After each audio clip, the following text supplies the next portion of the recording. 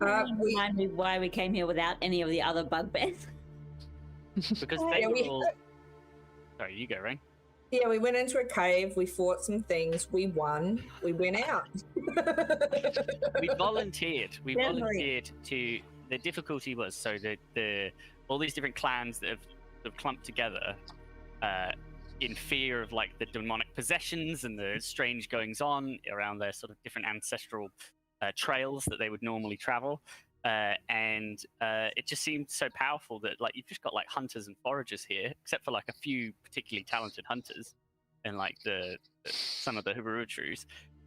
They're just not equipped for it, and so they were like, "Who are we sending out a mass of people to just go and look for demons?" No one's keen, so with some quick quick conferencing amongst us, we just like the Kane band volunteered to go and deal with it, go and find out. This tribute. Yeah, we also did a show in there somewhere. Yeah, we did. Just wowing the bugbears with tales of dragon slaying to boost Budge's social credentials. Which worked? Yeah, it did. Yeah, we learned about an order of mercenaries we'd run into that we didn't know the name of before. The Brimstone Order, who some of them have a tattoo like a mountain, smoke wisping up it under the eye. Oh, but we travelled to a white wood. Where the trees bleed, and it's horrible, and there was a destroyed campsite, and there's a sign of a struggle. We followed it, we got to a hole, we went down the hole, and there's horrible corpses there that are waking up. And a sense of foreboding. And screaming. And it's all, when Rain tasted the blood, it was all one tree, which means that maybe it's one force controlling the whole forest. Oh, but we have some, it's easy to get lost here, but we have some nice grass to help us get back. The end. I will show y'all what the players can see on Rollcast, our very nifty platform created by our technomancer in residence, Matt Day, which allows us to roll our slick virtual dice and also stream together very easily with all of our separate, disparate sources. Let me flip over to show you the deep dark hole that our players have gotten themselves into.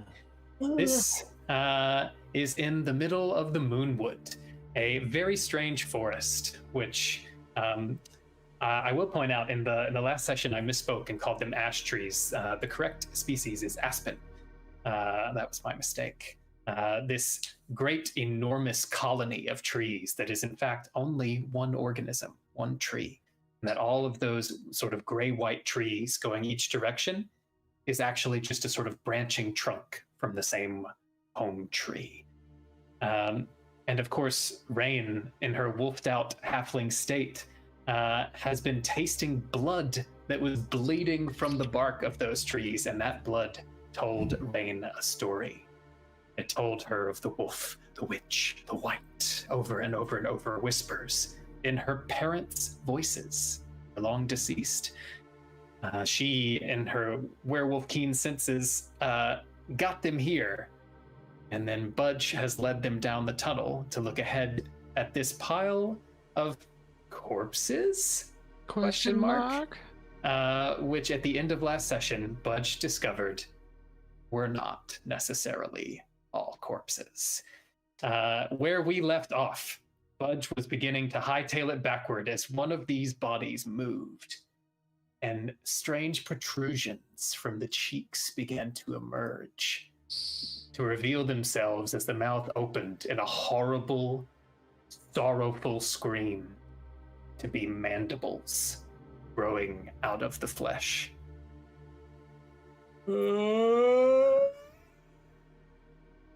This keeping wail echoes about the cavern. And I'm going to need all of you for initiative. I think Budge will mutter as he hears it scream, obviously horrid, but he'll also just be like, won't feel guilty about shooting these. Okay. I need all of y'all to roll initiative for me. What's happened? Nothing. We were joking before about me rolling a 20. And how'd that go for you? 20. Oh, good. It's okay. Broccoli's You going did first. actually roll a 20. I did actually roll a 20. Broccoli rolls 21. Dirty 20. Budge at 11. Gives him time to think. Rain at 18.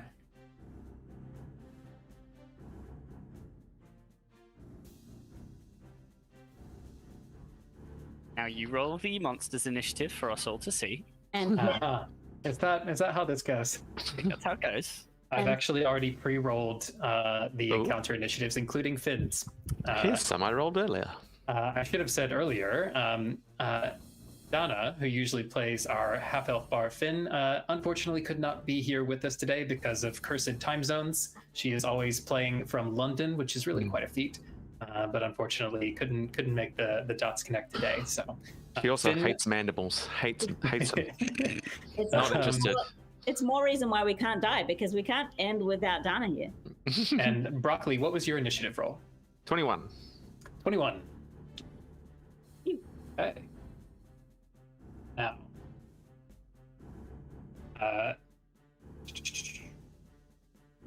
for what it's worth, then, Broccoli, you're actually first in the initiative order. Now, what I will say is that you can hear sounds suddenly nearby, faint scritchings and scratchings from along the wall up and to your left, on the left side of the map, the wall that is the kind of entrance wall almost of the cavern. It is very dark, Broccoli, and unless I'm mistaken, you don't have dark vision, correct? Don't think so, no. Right. There, Alora's boat is here, kind of in the area where Budge is on that map, and it is emitting dim light for about 10 feet. So you have some visibility around right where you are. I could also turn my flash hammer on. You could do that. So because you're going first and you don't see whatever is causing this concern yet, you have the option. If you have an action you want to use irrespective of combat type stuff, you can do that. Or you can hold an action until later. What does it require to ignite your flash hammer, as you call it? That's a good question. I would have thought it was just a kind of quick reflex, hardly even Sometimes cost it's me an an action, actual sometimes a action. bonus I would have action. thought. You know? It's just like blinking and breathing, just like. Yeah. Which would probably still be a reaction. Have you got that info in front of you? No, I don't. Alora might. Yeah. This is one of Alora's artificer infusion gifts to Broccoli. Yes, and she very kindly sent me through the instructions, which I followed away with my instruction manuals. It is in fact a bonus. So. Just so folks coming up know, next up for y'all's order, Finn will be going, and then Rain, and then Budge. Sorry, Alora is next, and then Finn, then Rain, then Budge. So while holding it, the wielder can take a bonus action to cause it to shed bright light for 30 feet and dim light for an additional 30. Mm-hmm. As another bonus action, you can extinguish it. And as a reaction, 4 times a day, you can expend a charge and blind your attacker. Ooh. Unless they survive on a Constitution saving throw against me, not Broccoli. Sweet. Okay, so Broccoli, knowing that. Look, so I think for a bonus action, I'm gonna turn on my flash hammer. Light it up. Okay, Light it up. you do that, and it's 30 feet, right? A bright light and then another 30 feet of dim light. Yeah. Or is Yeah, that so- like 60 feet? Anyway. This place is now illuminated. You've got a heck of a space, and it's bright light. It said specifically, right? Yeah, 30 feet bright, 30 more feet dim. Okay, so we're gonna approximate that with our big circle of life. Let's see, that's 1, 2, 3, 4. It's around that much. It might even be a little bit bigger. I can fix it if it's a bit off. Okay, now I've moved that, should show up for you. Now that big yellow circle is now brightly lit. And Broccoli, okay, so that's your bonus action. Were you going to use your action? Yep, I Or might hold your action? I might cast Crusader's Mantle. Who knows? So as I turn on my thing, I also cast Crusader's Mantle, which means holy power radiates from me in an aura with a 30-foot radius, awakening boldness in friendly creatures. Until the spell ends, the aura moves with you, centered on you. While in the aura, each non-hostile creature in the aura, including me, deals an extra 1d4 radiant damage when it hits with a weapon attack. So it's just boosting everyone's attack. Yeah. Broccoli Jesus Dawnguard. Who even are Ring you? a paladin. Is that a right? Is that a 9th level paladin feature you've just recently gotten? Yeah, I got it in the last level up, yeah. Ooh, what a set of timing that half. was. Ouch. Okay, Alora. Yeah. That is your turn, right, Broccoli? Unless you want to move. That is my... Here, let me just cast that. Yeah, that is my turn. Okay. If you want to move, you can. Otherwise, you can stay put right there. I'm assuming I couldn't see anything particularly interesting in my illumination. Now, that's a good point. Now, with your brightly lit area around you, the part that goes off the screen a little bit to the left, you see walls, and those walls are pockmarked by small holes, not much bigger than rain, really. That Also, are sort bearing of in mind that I filling- can't see the map, so you need... Yes, that's right. So you can see a dark cavern wall that is pocked with kind of rain-sized height holes, like tunnels, smaller tunnels going down, or little caves.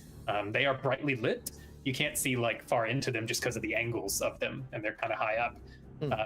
Off to the other side of you, Broccoli, the sound of the river that you could hear, you can now very easily see because it's very bright all around you, and then beyond the bright light into the kind of dimming light to your right, there is a rushing current of water. And you can see that along the banks of that water, there are sort of mushrooms and some other plants and even flowers. I just realized if I bring up the stream, I can see the map. Hey!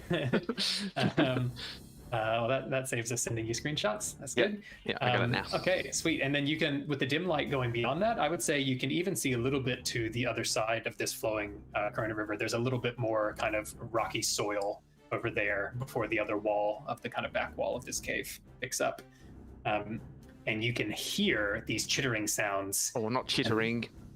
Chittering sounds. And in fact, Nothing good when you chitters. activate the flash hammer and hold that up over your head, your war hammer that is also kind of like a symbol of your way, there is suddenly a burst of noise. It is not in your ears. All of you can hear it in your minds. Oh, not mine chittering. Like That's the worst kind of chittering. Cries of anguish and pain and disappointment. Not human. Something Not else. the regular kind. Yeah, no, just like these odd, strange, ethereal wails and kind of like... this is not inflicting an effect on you, but it is horrid. It is like the emotional equivalent of nails on a chalkboard. Not a good time. Okay, Alora, what is your dexterity modifier? 2. Go next. So my see invisibility is still running. What's going on? Okay. How much? Well, it won't matter for this encounter how much longer it's running, most likely. You look around you, and you do so. Nothing invisible in your immediate vicinity is coming up. If you want to use your action to kind of scope out the place a bit more and do a more detailed check, you can do that. But nothing is like there around you, obviously, in sight, invisibly. Okay. Then nothing much has happened yet, so I think I will just get ready. If you like, you can actually ready an action if you want, and then you will spend your reaction if the trigger occurs. Now, as a reminder, you can prepare a basic attack, and that you'll do one attack when the stimulus happens, or you can, if you are sure you're going to use it, you can ready a spell, and the spell slot will be consumed whether or not the thing happens that triggers it. But up to you how you want to use that. You can also prepare any other action. I think that is an action. Which is fine because the only two things that are worth me readying are either the firebolt or an information overload. which doesn't cost me if I don't do it. So,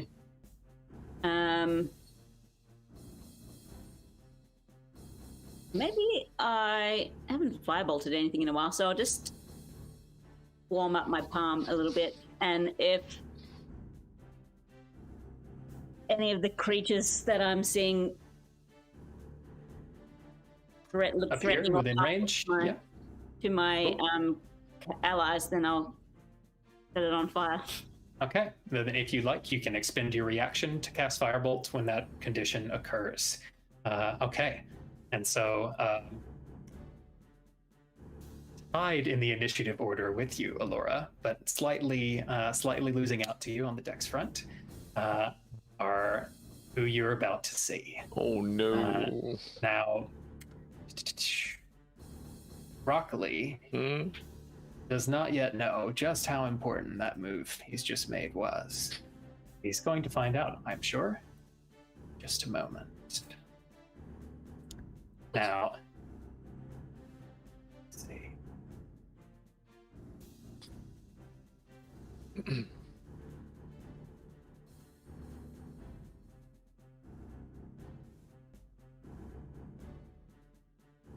Just gotta fix a few things on Roll20, and then you should see them appearing out of nowhere. In the dim light, just outside of the bright light of your hammer, 8 of these creatures suddenly appear, small in size, smaller than Rain, or around Rain's size. They are insect-like, with these sort of hairy carapaces and giant claws for their size, relatively speaking, clicking and clacking together, and mandibles sticking out forward in front of their mouths. Their backs slightly hunched as they move with overlong arms. And they are making these kind of sort of chitter-chattering sounds back and forth. But then they are also at various intervals looking up and over at each other silently, and then looking back at you all and chittering again. Are they clearly like hostile?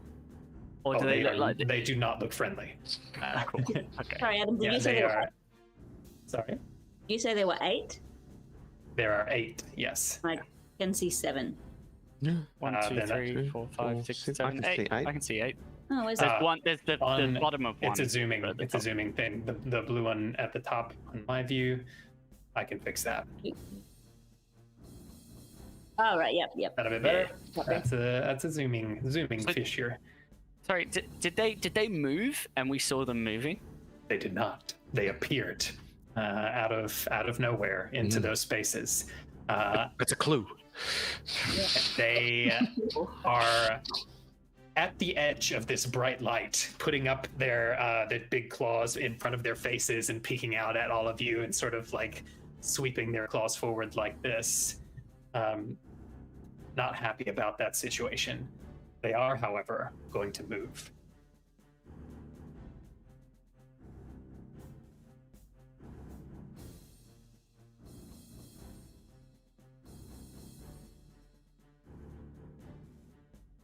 The one that moves towards Budge, like the first one, Budge will take a snapshot at him as a reaction. I should say, actually, there are 2 of these things happening at once. So Budge is able to take that reaction. Alora can also take her reaction to cast Firebolt at any of them, since they're all within range, if you choose. Would you like to do that, Alora? Yeah, is there one coming towards me? Yes. The very bottom one on your screen that you can see with the sort of stinky marks Wavy. is going to be coming straight at you, yes. Yes. Would you like to Firebolt that one? Yes. Okay, go for gold. There's only so many colors on Roll20s. Stinky marks! Get the stinky marks ones!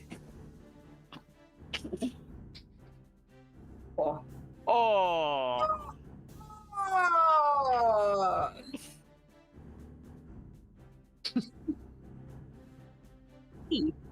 Woohoo!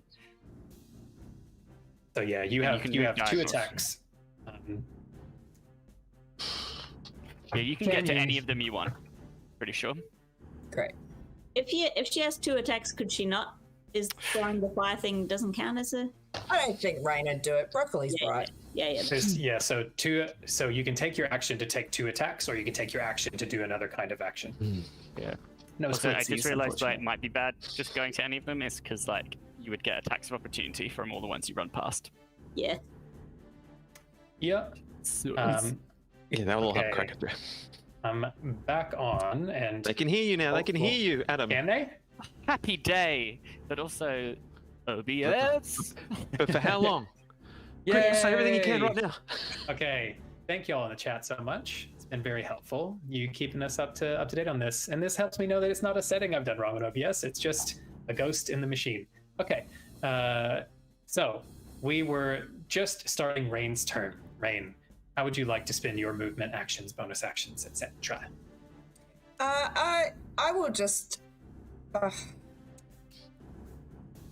If I really want to get to Budge. You can. If you get to the square just below Budge, you only incur possibly 1 opportunity attack by doing that.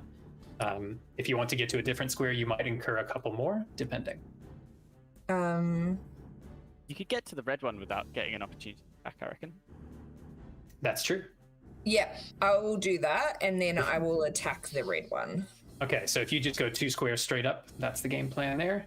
Yep. That will work. Boom, boom. You haven't left the purple one's threatened area, so no opportunity attack. Okay, you have 2 attacks. You want to do your first one against the red one now? Roll your attack roll. Come on, Rain. Oof, that's a bad drop. 13 is not quite enough to hit, unfortunately. And Budge is not giving you advantage because Budge is paralyzed and not offering much of a distraction. So that's 1 attack. But you do have your bardic inspiration whenever you want to use it. That's true, actually. 25 definitely hits on the second one. right. The bardic inspiration, isn't that rolling during damage, or was that rolling? It's only for d20 rolls. So if you can add it to an attack or a save or an ability check. I would have added it to my first one. Would you like to go ahead and roll it now? Oh, great. It's a d8. So your first one was, I believe, a 13. Yeah. So we'll add whatever you get here to the 13. Okay, hold on. Oh, Whoops, that's a d20. well, we'll good. need a. That would be a It very rolled under effective. 8. Yeah, it did. That would be a very effective bardic inspiration. Okay, 3 makes it a 16 to hit, which is a hit. So you've got 2 hits. Go ahead and roll your damage for those first 2 hits, and you'll see if you want to use your 2-weapon fighting bonus action Ooh, attack. and you get Broccoli's Crusader Mantle. That's as well. right, You get the because plus your D4. claws count as 1d6 for that purpose.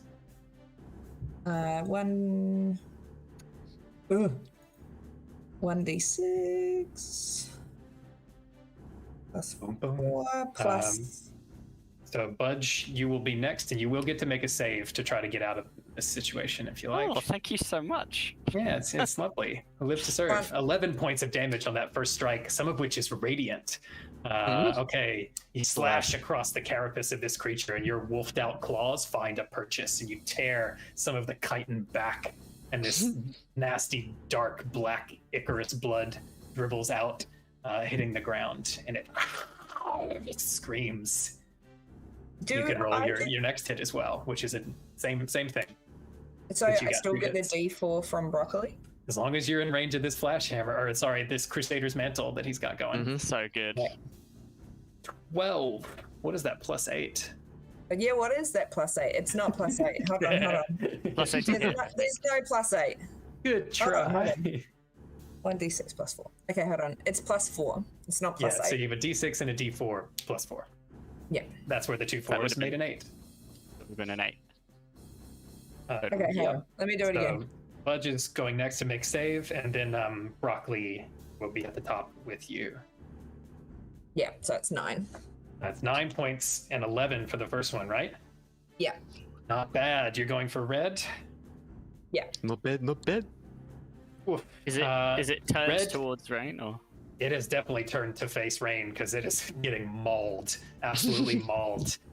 You swipe once with your claw and it begins to turn to look at you, blood squirting out of the back. And then with that turn, its turning closer to Broccoli and looking up with its claws, and you slash across its unprotected stomach and just rip it. And more of this black blood starts hissing and hitting the ground next to you. It is looking in pretty rough shape and beginning to look back and forth to see what it can see. You still have your bonus action 2-weapon fighting attack if you'd like to use it. Yeah, I'd just like to attack again. Okay, you can do that. D6, D4 plus 4. Broccoli just dropping multiple encounter changers. 7 points of Honestly, damage. that first turn, and all of us having like our temp hit points of like plus 10 or whatever, is insane. Who needs a Broccoli cleric? just fucking Okay, with 7 points of damage, you get 2 quick strikes against the chest.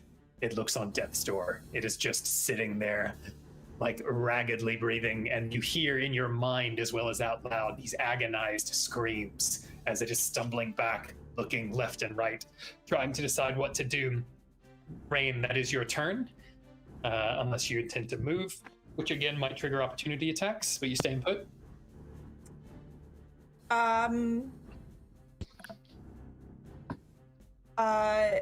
Yes. Okay. In that case, Broccoli, Budge, it is your turn. You can do nothing. You are paralyzed. But at the end of your turn, you can make the Constitution saving throw once more. And once again, you have Broccoli's additional +2 for aura of protection. He's only mostly dead. Come on DC's now. not high, but it's catastrophic to fail it. And here we are. 8 is not enough. Budge, you are still paralyzed. Broccoli, you can the see charm Budge. doesn't help at all. Unfortunately, no. This is not the kind of effect that it does help. Actually, though, I forgot to make Rain make a save that would have been affected by that. But Rain's turn is done. We'll just treat that as her having gotten through it. And Budge, you couldn't be affected by it anyway. You're dealing with the poison. Broccoli, it is your turn now. I would like for you to make a wisdom saving throw with advantage. Wisdom save. Oh, that's a good So one. you also for me. get your crazy bonuses. Yes. Okay.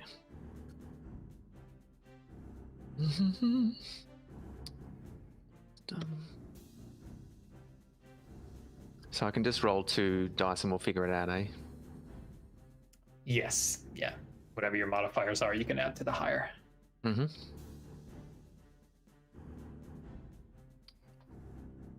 That is a 23. That will definitely succeed, Broccoli. At the center of your beacon of bright light, and forcing out your will to inspire your comrades, you hear in the back of your mind whispers, sounds, familiar sounds, crunching of stone, flickering fire.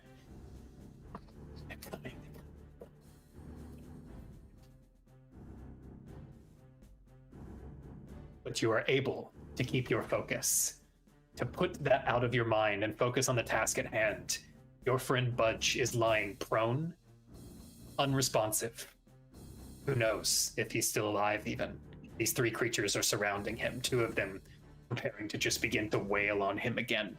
So Broccoli, what are you going to do? I am going to I've got to deal with this one that's on me. I think my first action, I'm going to channel divinity with a vow of enmity on the one that's in front of me. Okay. So I'm just going to give it a bit of this. That's a bonus action. Choose a creature I can see within 10 feet, gain advantage on attack rolls against it for 1 minute or until it drops to 0 or falls unconscious. Okay, so you have advantage on yellow until that happens. Yeah, and I'm going to just unleash with my flash hammer.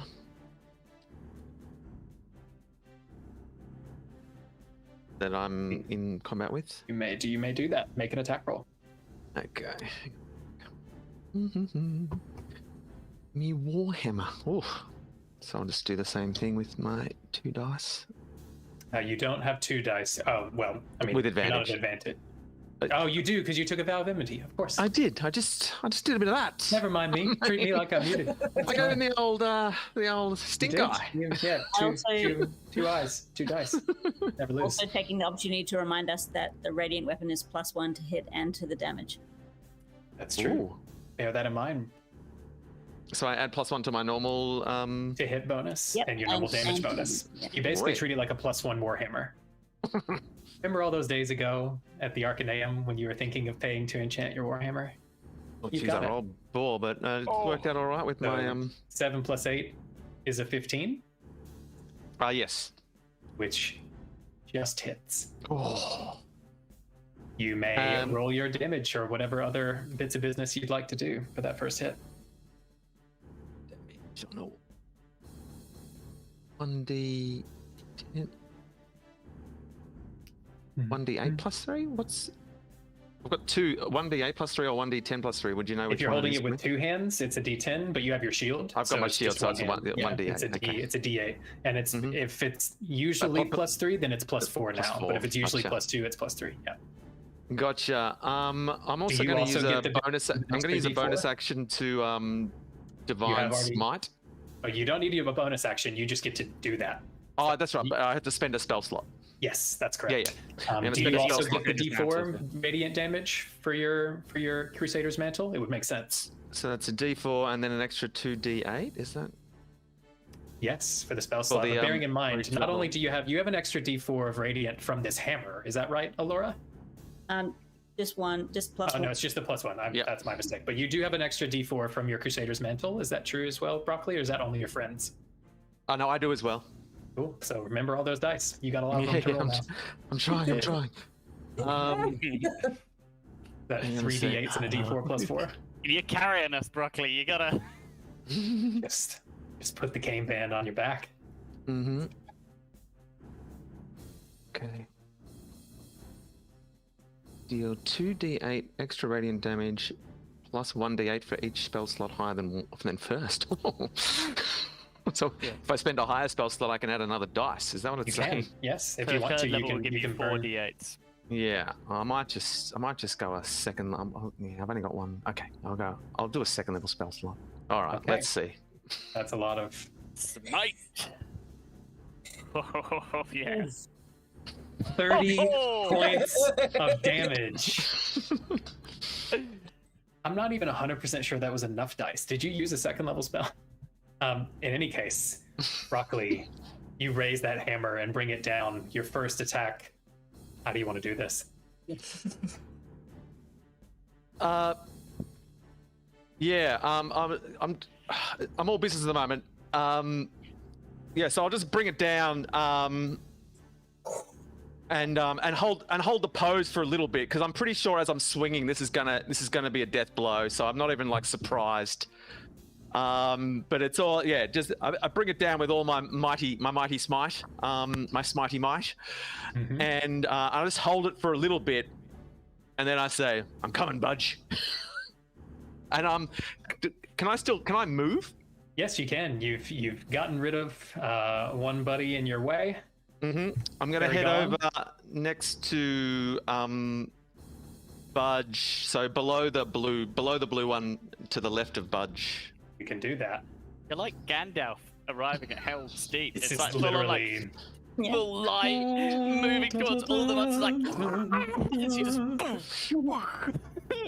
Let me just make sure I have Into the abyss from whence you came. gotta spend that spell slot. Good. Just one-shotted this little mook.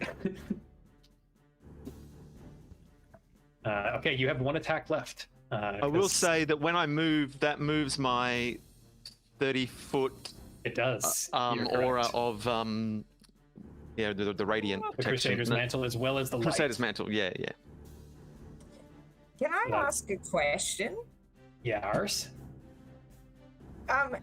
Would that one dying next to me, or going at 0 points, can I do the opportunity attack and make it do the curse The blood of the curse of fallen the puppet? dying, the fallen puppet. It is not in range of anyone to hit. You could do that, but it has to. be within 5 feet of someone it can hit for that to. Couldn't it hit the one with the snail? Yeah, I think it could hit snail. Which one are you referring to? But you've removed it from the map now. Yeah, it was not near. Oh, maybe it was. It was near the snail, wasn't it? I thought he was next to. Sorry, I really shouldn't have deleted that. I knew I was going to kick myself for doing it. But you're right, it was because there were not 4 on budge. That makes sense. Yeah. Okay. So Did me yes, going to you can do budge that. just to- Use your reaction, Rain, and roll your Curse of the Fallen Puppet attack. Brilliant. Now, does it give you stats you're supposed to use for the attack, or is it just a? You can first move the cursed creature up to half their speed, and you grant a +2 bonus to the cursed creature's attack roll. Wowie. Okay. So then, in that case, and it makes a single weapon attack against a target of your choice within its attack range. So just so you know then, because it can move half its speed, you could have moved from that square that's up and to the left of the snail, you can move it 3 squares. So if you wanted to attack someone else besides the snail one, you could, but it's up to you. No, I'll attack the snail one. Okay, then roll a d20 and add 7. This is so gross. Love it. 15 is what you needed. That's very lucky. 15's our lucky number. This creature that Broccoli just smashed with that divine smite just obliterated its head. Like it is just caved in and seared from this radiant energy. And its crushed headless sort of like corpse with its head kind of cocked backwards and half off of its body shambles over towards, turns around towards its compatriot who is not paying attention to it at all. And then turns and then just sinks its little mandibled hand, or mandibled, its like clawed hands straight into its carapace under either side. Roll 2d4s +3. Does the snail get paralyzed? We'll find out, I suppose. Oh! Taste your own medicine. Come on. That is 8 points of damage to Snail. And yeah, Snail's going to have to make a Constitution saving throw. Yes. Oh, clutch. Wow, that is such a move. That is a fail. Oh, that is a fail by 1. Or sorry, maybe by 2. But yeah, in any case, that poison leaches out of that claw, and Snail is paralyzed, at least for this turn. What a move. Gosh, that was clutch. Let me put a little skull next to there so we know. Snail is out of commission, and Snail's Purple is slow. thinking about life. Okay, one thing I forgot on your turn, Broccoli, it is still your turn, is that Web Bastion also acts on your initiative. So you still have your second attack ahead of you, but bear in mind, Web Bastion is lurking back there. And you can think to him, or he can just do something. What you doing with that? Are you attacking blue? Me? Yes. You still have your second attack, right? Do I get another attack? You have 2 attack actions. Right? We interrupted your turn because Rain had a reaction when you killed someone. No, that's all right. Yeah, I will.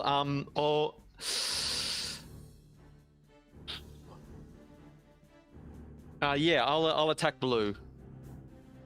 Okay. Swing away. Yeah. So you don't have advantage on this one because I haven't you used that good and well. Yeah. Okay, where am I? 20.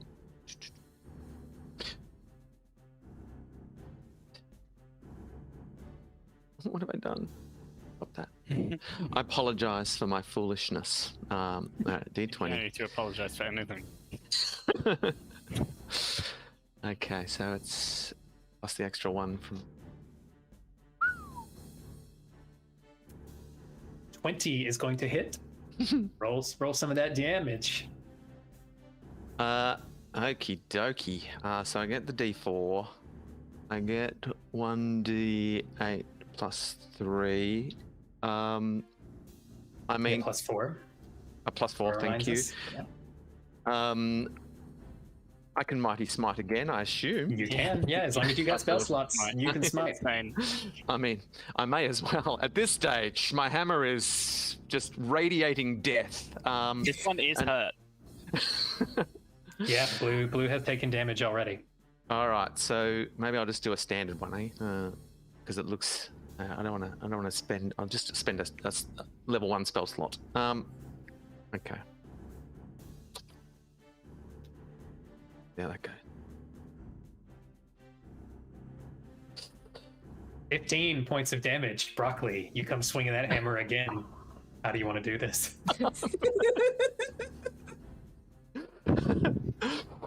I want to sort of bring it down, and as the I'm not even looking, like, yeah, I bring it down on its head, and as it hits the head, I've already got a hand on I'm already sort of on one knee, hand on budge, going, "You all right?" I do well. No.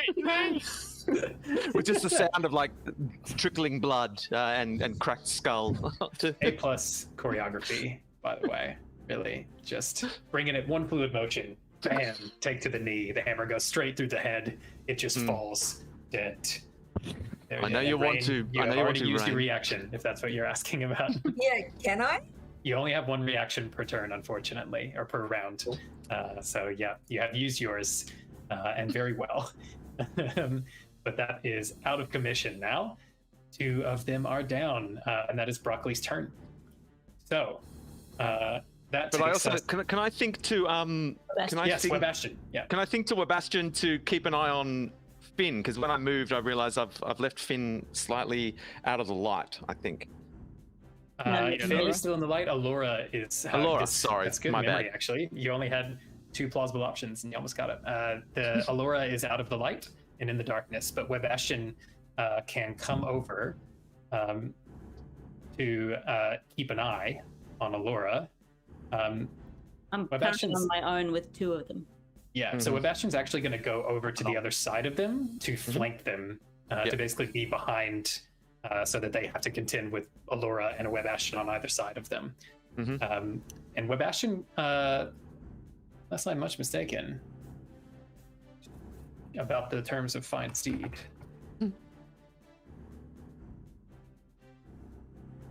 See if it's able to take actions.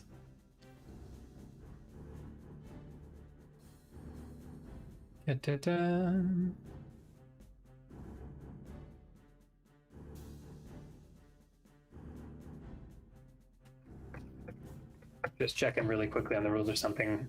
I'd love to give you something, but I'm just making sure I'm not setting a nasty precedent for myself. Even if it's just squirting web at their faces, that'd be something, wouldn't it? Yeah, well, the thing is, no, Webastian has some strong moves. I'm just gonna, okay. So it does say intelligent creatures, such as dragons, as a mount, act independently. So I'm gonna rule Webastian is an intelligent creature, has an intelligence of 10 and can speak common. So Webastian is going to take a bite out of one of these creatures on the other side of Allura.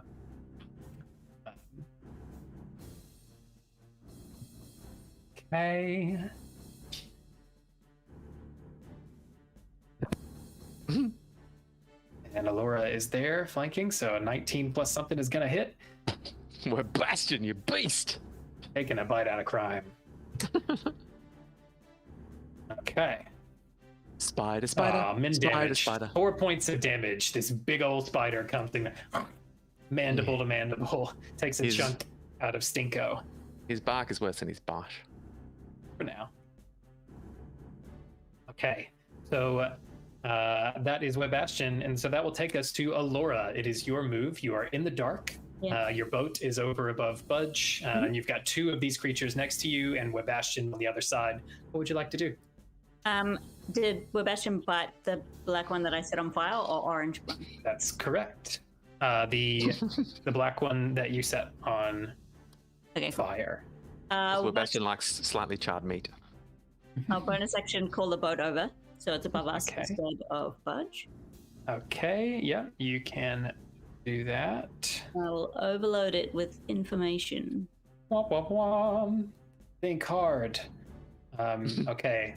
The It little needs to make a saving throw, which is intelligence. Yeah. Our favorite. Okay. It will make an intelligence saving throw.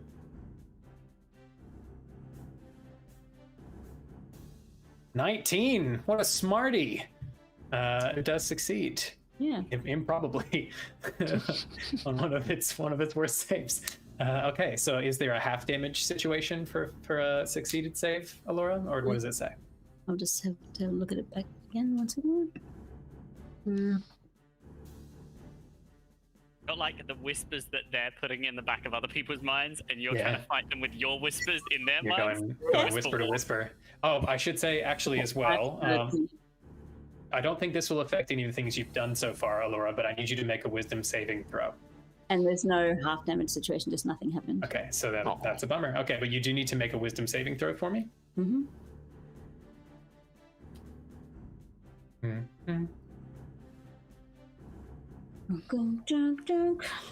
So 8 and 4 is 12. 12, I believe, is just enough. Yes, it is. Alora, you as well hear these whispering voices in your mind, and suddenly images start to sort of fade in front of your mind's eye. And you don't get much of a taste of them before you iron will shut it out. It's not the first time even today your mind has had an incursion put upon it.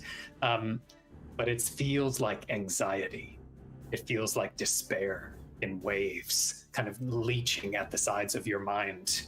You're not good enough. You'll never be good enough. Give up.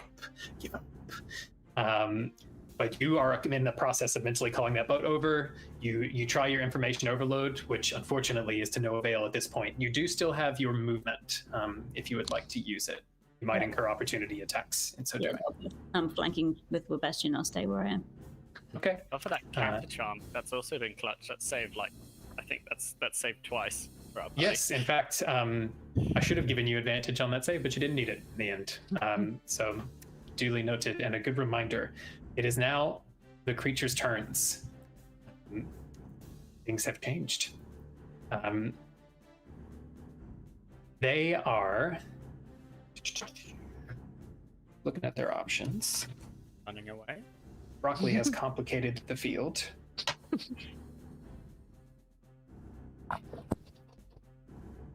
Broccoli and Rain, actually, you would see it seems like these creatures are battling something. Their impulse is taking them away from you. They're hunching backward, coming away from the bright light coming off that hammer that you're holding and menacing them with. And it's like their feet are dragging against the ground. It's keeping them where they are, as though they are fighting an internal battle. And it's about that point when you see, in the dim light beyond your hammer's radius, another creature emerges from the water. The puppet master. Okay. And there is a ripping, shredding sound, like the sound of branches breaking, and an earthy, wet, plopping sound. Something is moving in the dark, coming out of the water. You see a silhouette, thin, long limbs, moving left and right, pounding into the dirt, coming forward, and suddenly becoming visible is a hideous creature. Oh no. Emerging from that water, there are what look to be roots wrapped all around it, and it is ripping free from them as it stands up. Standing to its full height, it is taller than you, Broccoli, and has 5 strange appendages, arms sticking out to either side, no hands, only these kind of blade like fixtures, and its head opens in the dim light, and its mouth distends unnaturally long, and there is a loud, mournful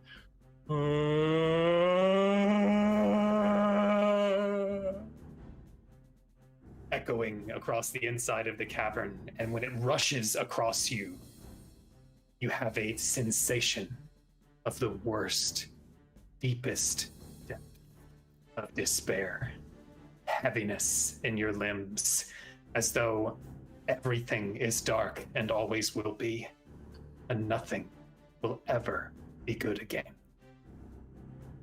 And then the creature shakes itself and begins to move. As this is happening, the creatures that are near you, still apparently resisting their natural urges to run away, with a renewed kind. I can't hear you, Matt. Are you saying something just They don't benefit from the counter charm, do they? I don't believe so. The beautiful music doesn't free them from this demon. Okay. This creature is going to do some quick math. I think we need to put on a show, everyone. Yeah. Well, you're about It's going to be our toughest audience yet. But if we can win this one over. 5, 6, 7, 8. Okay. 5, 10, 15, 20, 25, 30 is going to bring this creature into the bright light next to you, Broccoli. Full movement. And like these smaller creatures, it is wincing in the brightness of your hammer. And Flash. like Hammer. Screaming this horrible, mournful wail as its appendages begin to move and click clack together. Can it fit in the space if the one of the bug things is like right there in the corner? That's a good point. I mean, it might have reached. Green, as part of they're acting simultaneously. All right. So that was me verifying that it would fit. Is going to run in terror away from this oncoming creature, and leapfrog over Budge to be on the underside and now next to Broccoli as well. A good reminder. I would have forgotten it was there. Okay. This creature is. Yeah, I'm sure. I'm sure you would not have. This creature is coming for you, Broccoli, having seen you just decimate several of these smaller creatures. There we are. Now it's next to you. It is going to attempt to embrace you.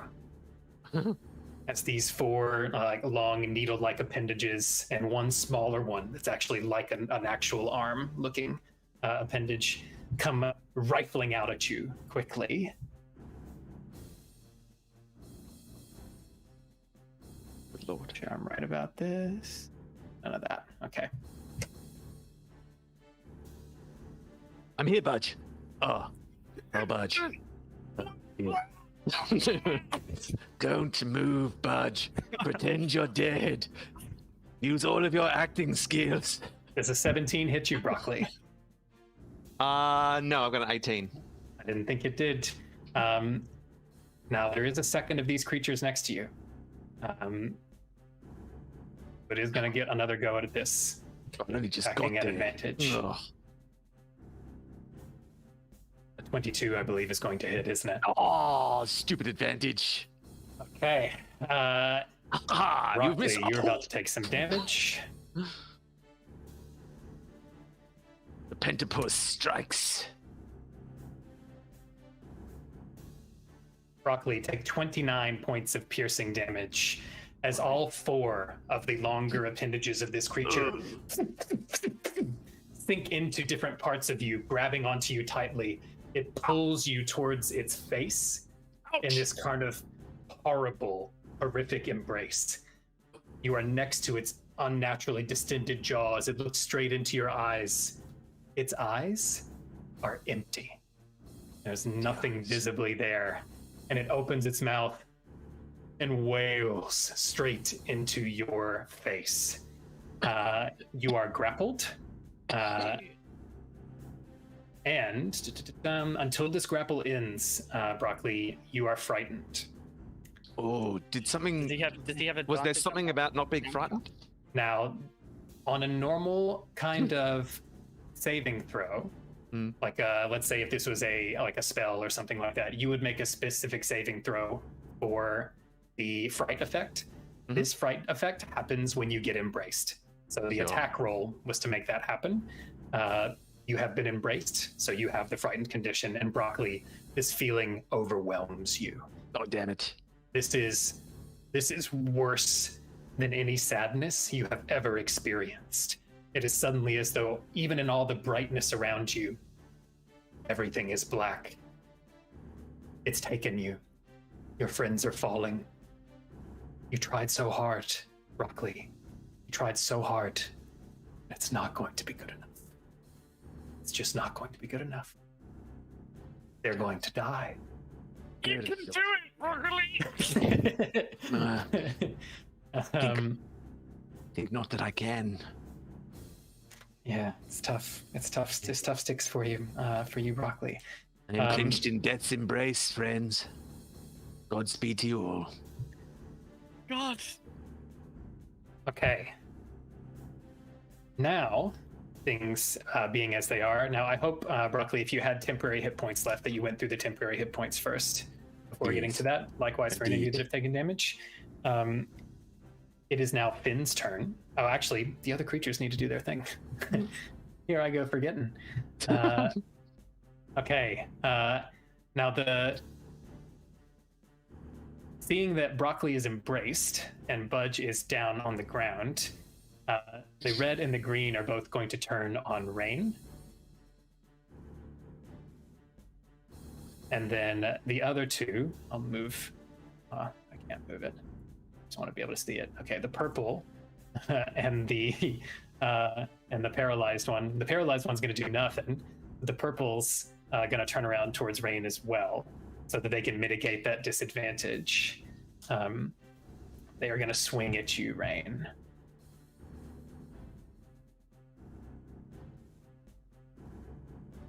We're going to treat it as a mob attack. Feast or famine.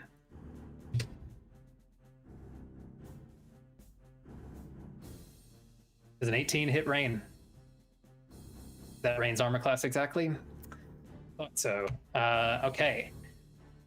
So Rain, you're going to take some damage. Red and green are coming after you. And then purple. Oh, that's right. Purple's doing.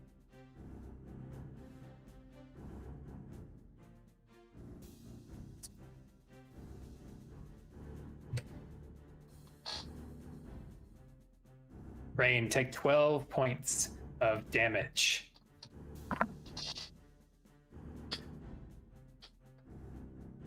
And I will need you to make a Constitution saving throw. And you can add +2.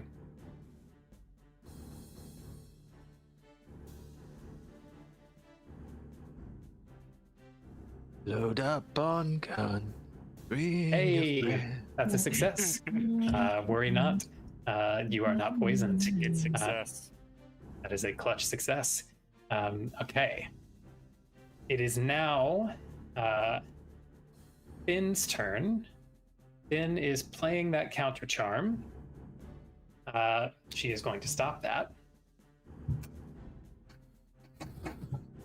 She is going to use her bonus action to do a Mantle of Inspiration, which is going to give all of you 8 temporary hit points. Budge, this is not going to bring you back. Oh, you're not unconscious, you're just paralyzed. So yeah, that definitely helps. So all of you add 8 temporary hit points. And let me make sure I've got this right. And it is up to 4 creatures, so that's 4 of you. So Rain, you have 8 temporary hit points. You haven't already taken. You've taken some damage, so your temporary hit points, your 11 from Broccoli earlier, should be gone by now. Yeah. When they attacked me, did you automatically halve it? Because what kind of damage is it? Is it piercing? You're right. You're right. You are resistant. That's so good. Yeah. Well, you are resistant to piercing damage. So I didn't think about that in the first or the second. So right. How many hit points do you have currently right now, Rain? Currently I have 75. I'm fine. I mean, you're at 75, or I'm at 75, yeah. haven't you taken a bunch of damage? No. That was the first time I'd taken any damage, because before they just went after everyone else. You're right. You were doing some swings, but not taking their stings. Rain, you're still looking fresh, fancy free. Okay. Yeah. So you did chew through your temporary hit points and then a little bit, but then now you've got more temporary hit points, which you'll take away first if you take more damage. Okay. So yes, that should have been half of whatever you took just then. So I guess you're at 76. you're full strength. Good lord. Feast and famine in this lot. So that includes you, Broccoli. So you can add your 8 in case you haven't. And then for Finn's action, she is going to cast. There's another thing for Mantle of Inspiration, I think, as well, in that everyone who is able to move. Yes, you're right. Half the speed. Everyone is able to use your reaction. If you haven't used your reaction yet, you can move up to your speed without provoking opportunity attacks. So that might be a big deal for you, Alora. You're within 60 feet. So if you'd like to do that. Is that true for Bastion as well? Is he also moved? It is? No. Because it's 4 creatures. So Finn selected all of the 4 of you. Bastion's on his own.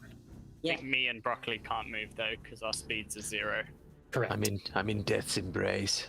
So Rain and Alora, if you want to move up to your full movement speed, you can go anywhere you like without opportunity attacks. I would like to get behind the creature that's got Broccoli wrapped up. You can do that. So when you say behind, I put you just on top. Which side would you like to be on? Which kind of square next to it? I just want to be standing. So like if the creature's like this, like got Broccoli wrapped, I just want to be directly behind it. Yeah. Okay. Yeah, that's more or less where I've got you there. Right. You do that. The Finn continues her counter charm type melody, but riffs and hits this epic key change and slides up the neck and shifts to that Mantle of Inspiration, and you feel, all of you, that surge of warmth that's like Bardic Inspiration, but you feel light on your feet. He said it. I did. I'll move. Rain has done that. Alora, where would you like to move? Diagonally up left. So wherever 30 feet will take me. So in line with the purple or in line with the green, but close to the edge of the map. Okay, so you're off map. No. Stay like. So maybe I go left 1 or 2 squares, but up as far as I go. Okay, so you can go 5, 10, 30. Like roundabout there. It should show up on your end in just a sec, I hope.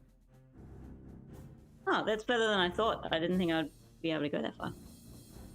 I think I did the math right, but it'll be there or the one below it. So is that suitable for you? You mean the one below it? Sure. Yes. Let's see. 5, 10, 15, 20, 20. No, you can get there. That's 30. I moved you diagonally up 1 and then up the additional 5. Cool. Yeah, that's fine. Cool. So you have used your reactions to do that, Rain and Alora. Finn has used her bonus action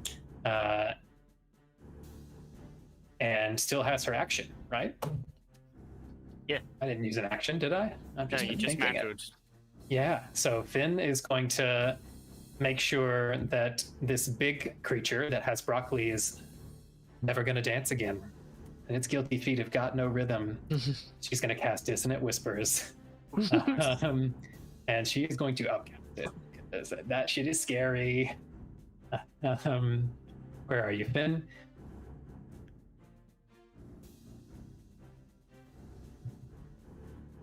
Yeah, no time like the present. She's gonna cast it at 5th level. Woo. Which is going to, it's a fair bit of damage if it hits. Okay, so old mate's gonna make a save. Ooh. Okay. Not good at this save. Not good at this save. Is old mate? See if that works on screen. That is a mega fail. Okay. Old Mate is about to take 7d6 of damage from Finn. And this is, I believe, psychic damage. Psychic damage. This combat has been a war of whispers. It really has. Mm-hmm. That's a great episode title. Taking it. 21 points of psychic damage this creature is going to take, and is also going to have to run, I believe. Yeah. Oh. This is Finn's biggest damage spell, which is why I cast it. I didn't think about that little detail. Let's see. Let's see how that goes. As far as its speed allows away from you. Yeah, let's see, yeah. Doesn't move to obvious danger. It actually has already used its entire movement speed this round. I don't know if that matters, given that this spell could be casted any other time. I think it does have to move anyway. But it is. Yeah, I think that's its movement speed, not like. Yeah, only on its round, not like its ability to move full stop. Yeah. Okay. Let me just do some maths then. Is this the No, I Pentapod? think it does move. Yeah. I think it would move. I don't think it's like it's at the like of the broccoli from your intimate position. You can see this creature is going to attempt to flee back the way it came, which does mean, Rain, you're going to get an attack of... you won't get an attack of opportunity because you've used your reaction to get here. It's my mistake. A very reaction-heavy round. Combat, in fact. So it's going to move with broccoli. Uh-oh. That means the light's going to move as well. 15, 20... yeah, it's going to run over here with broccoli, and the light is going to come on with broccoli. Leaving you all in the dark again. There's still dim light. Yeah, there is dim light beyond. So this creature is running out of apparent fear, and broccoli next to you where it's holding you, it's and in fact, I feel you. I'm scared too. I'm scared. We're all scared. No, this is huge because let me just double check something. The wording of the spell is it uses its reaction if available, which means broccoli. You're a very lucky boy. You're a very lucky boy. Okay. Okay, so that is its reaction. You can feel for a moment as it's running that its pincers begin to tighten on you. But it doesn't seem to be focused on you. It is just running as tightly as it can and is still holding on to you, broccoli. Okay. We're running up that road. We're running up that That is gonna bring us to Rain, then Budge, then broccoli. I love that broccoli's comforting the Rain. Hey, we're both afraid. Hey, You do not have to make a saving throw because where you are. So what would you like to do? Rain, Can't you're hear on you, mute. Catherine. I think you're muted. There we go. Beautiful. Beautiful. As a bonus action, I would like to do the blood curse of the anxious No, we're all Very anxious. I feel you. on the target. Yeah, on the Okay. target. Is that an action or a bonus action? It's a bonus action. Okay, so then that means this creature has disadvantage on charisma saves. Mm-hmm. Until the end of your next turn, all creatures have advantage on charisma in intimidation checks directed at the target within 30 feet of you. Okay, so then if you use that as your bonus action, that will be the case. If anyone tries to intimidate it, they'll have double chance of success as a result. I will point out the creature has the frightened condition at the moment. It is frightened of Yeah, Finn. I don't know why I thought. Can I do something else instead? Yes, that's fine. Great.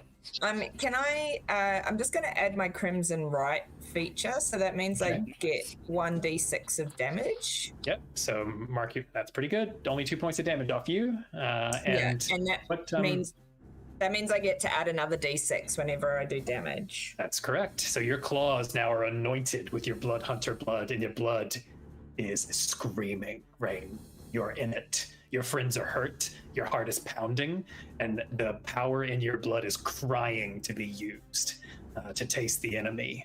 What kind of damage is your extra damage? You have different rights that you can choose from, I think. I don't know if it's Rite of the Storm or Rite of the Flames or something like that. You might have multiple choices. Maybe it gives us some light. Well, it's plenty of light. Yeah. I'm pretty sure I chose the storm. Like, I'm pretty sure it's lightning kind of thing. So your claws are now crackling. Your fur around the edge of your hands is standing up with the renewed static electricity that is coming from the power of your blood. I'm assuming you would like to move towards our buddy? Yep, certainly would, and I would like to just attack him. Okay. Or you can get... Sure. Monsters can be any of them. You can get right next to Broccoli, or you can position yourself slightly differently if you like, but that's for intents purposes. You can make your attacks. So you've used your bonus action, so you have 2 attacks at your disposal. Right. And you're gonna get not only your extra d6 of damage, you also get a d4 of radiant damage on top of that from Broccoli's Crusader's Mantle, unless Crusader's Mantle requires concentration. I believe it does. So you need to make a concentration check then, Broccoli. You took quite a lot of damage. Yeah, I've done my stone. Let me double check that. I'm guessing a 15 doesn't hit. 15 does hit. A 15. Oh, that was the other thing. Hit. Just. Turns out they have the same AC. Okay, so you will hit on that one. Broccoli, do you remember how you took quite a lot of damage? Was it 29? It was. You took 29. So then half of that is 14. You need to make a Constitution saving throw of 14 to keep up Crusader's Mantle. Okay. Constitution saving throw. I did not. Crusader's Mantle drops, alas, which means no more extra d4s for you. But Rain, you've already done your Crimson Rite, so you have 2 attacks in front of you. When you've made one, it hit. So that's my damage. 16 max damage on both d6s. Not bad. Yeah. And then I need a roll to hit again.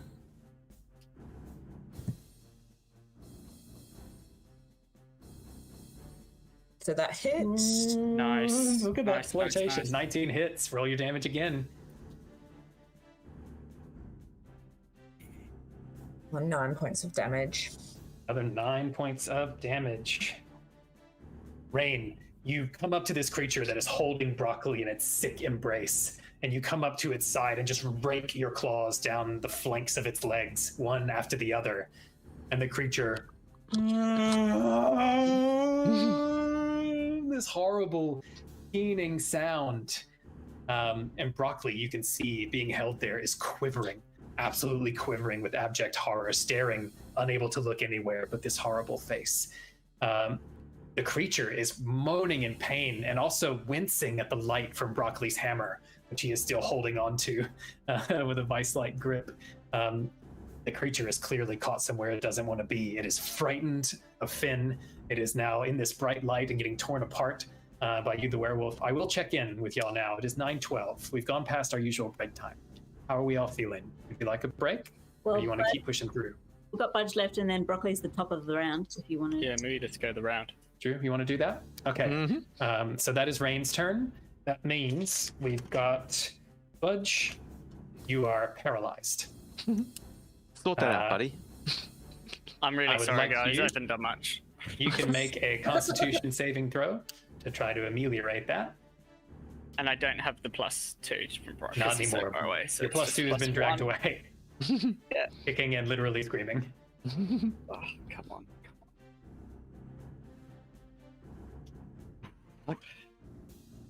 14 is gonna do it. Budge, you can feel in that horrible, like, tickle pain that comes when, like, a limb that's been asleep for a whole flight suddenly comes awake again. Like, it is so awful, but you can move.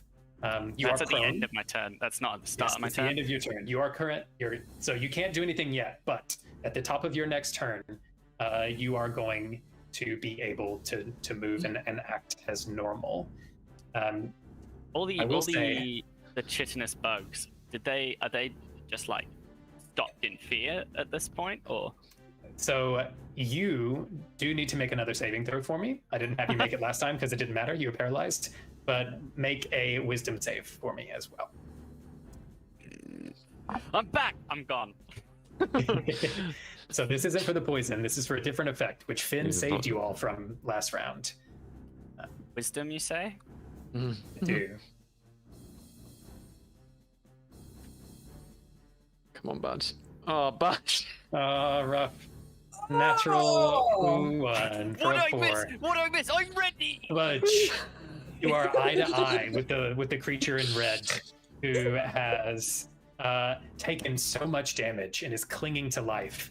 It turns and looks at you, black blood just draining down around its side, and then it sees you lying there and is looming down over you, and your mind is suddenly awash with whispers and voices, and you can hear the sounds of the moonwood burning. You hear screams of your siblings, Ellie and Iffy. You can hear someone say, "Wait! We forgot Ichabod! Go back! Go back!" It screams of pain and horror. You have the frightened condition now. So you weren't able to move, but at the beginning of your next turn, you'll be able to make this saving throw again. It happens at the start of turns, and you'll find out if you're still frightened then. But this creature has clearly wrought this effect on you. I hate to point this out, but was I meant to also do that roll at some point? Yes, and I forgot the first time you were meant to do it. That was when Finn had her counter charm going. So I was like, I won't go back and do it. And then you moved, and you were more than the allotted space away. You were not at risk for the last round. So thank you for your honesty. However, appreciate that. I'd like to say that like Budge has kept drawing out, like dropping them, like as each of these effects happen. Just a few of them in front of him. Yeah. That is the end of this round then. Can I just check what being frightened does to me logistically? Being frightened means that your attacks and ability checks are at disadvantage, and you cannot willingly move toward the source of your fear. So your speed is 0, so the movement doesn't matter for you, Broccoli. But if you do try to attack or make an ability check, for example, to get out of this embrace, you do so at disadvantage. Is that the disadvantage you get of attacks and saving throws? That's from the source of the fear. Is the source of the fear just like any of these creatures? So it depends. Broccoli's source of fear is different than Budge's at the moment. Broccoli is frightened because of this embrace. It's an effect of that move. Budge is frightened because of an effect of these other creatures that are close to him. So Budge isn't currently afraid of the Pentapus just against this. Not the big thing, just the red one who is on its last leg. And just staring down at you. That is the end of this round, and it is 9:17. So we are going to treat you all to a little bit of a breather. Combat takes a lot out of you. Those of you watching on stream, thank you so much for your patience with our technical difficulties earlier, and thank you for watching with us. We are now going to take a break until 9:30. It's a nice round number. It's currently 9:17. So check back in at 9:30. We will continue this combat and find out with Broccoli here impaled upon this sickening creature's many appendages. Rain wolfed out and digging her claws into its flesh. Budge getting up from paralysis but terrified. And Alora, Finn, and Webashton trying to figure out what moves to make next. Stick around. We've got a little bit more of this coming for you after you take a break. Get some tea, stretch your legs. We shall return anon for some more Shakespeare-inspired D&D. Be right back. The heat is on. Our paladin Broccoli has been dragged in a sickening embrace across the cavern back towards that river from whence this creature came. Rain digging her claws into the side, and Budge just emerging from paralysis straight into fear. But we'll find out what happens with Budge in just a little bit. It is now Broccoli's turn. Broccoli, you are held and embraced by this creature, who is screaming in pain and sorrow and overwhelming your senses. You have the frightened condition, which means you can attack or take actions. So, for example, an athletics check would be, or an acrobatics check would be what you need to get out of this grapple. Sure. But any attack or action or ability check you make right now has disadvantage because of the frightened condition. So, what would you like to do, Broccoli? I'm going to look at my fellow sad creature and I'm going to say, nothing to fear but fear itself. And I'm going to cast Misty Step. Oh, yeah, That's so you good. are.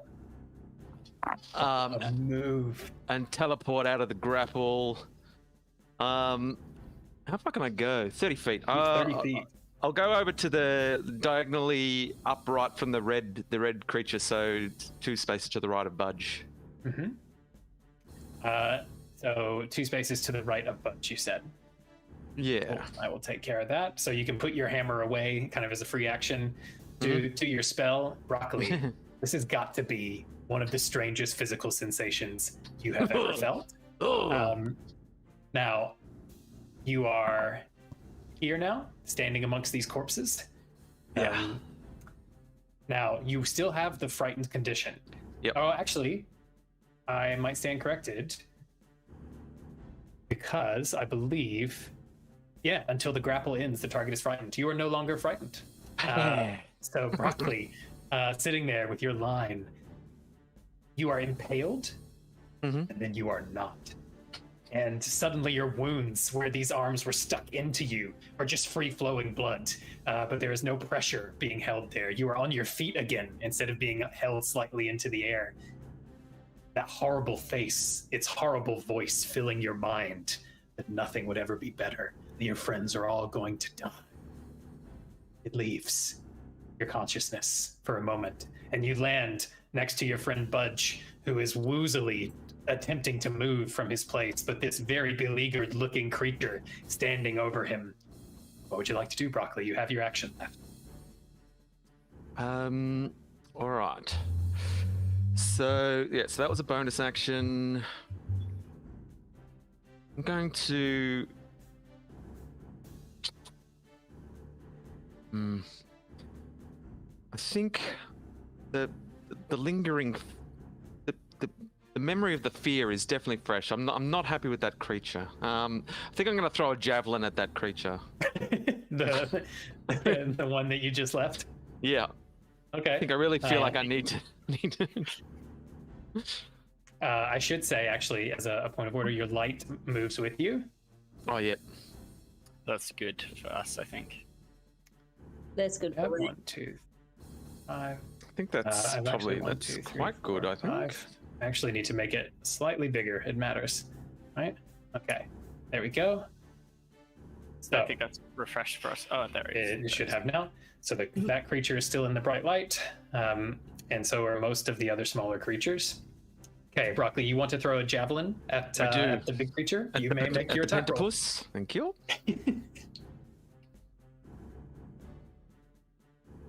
What a rotation. Nice. 21 will hit. Roll your damage. Now you don't have Crusader's Mantle up anymore, unfortunately. So no extra, and you cannot use a smite on a ranged attack. No, so it's normal damage. It's not my best attack, but I really felt like I needed to do something to cleanse myself of the lingering fear. Okay. The mind, it's for the mental game. Yeah. Yeah.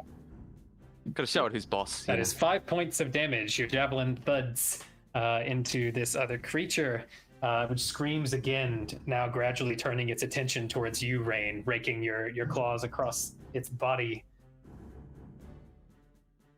Okay.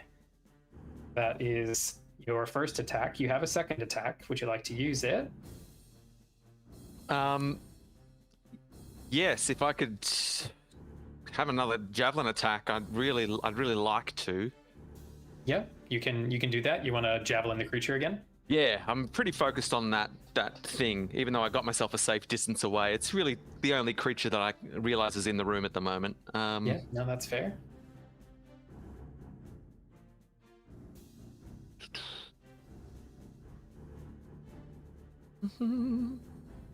It's looking less good. 11 is a miss. It is brightly lit, but its arms move in an uncanny fashion, like almost like javelins themselves moving in front of you, and it shifts to the side, and one of its arms moving downward hits the javelin and knocks it to the side, almost like a windmill at a puff. That is a miss. You've used your bonus action in your action.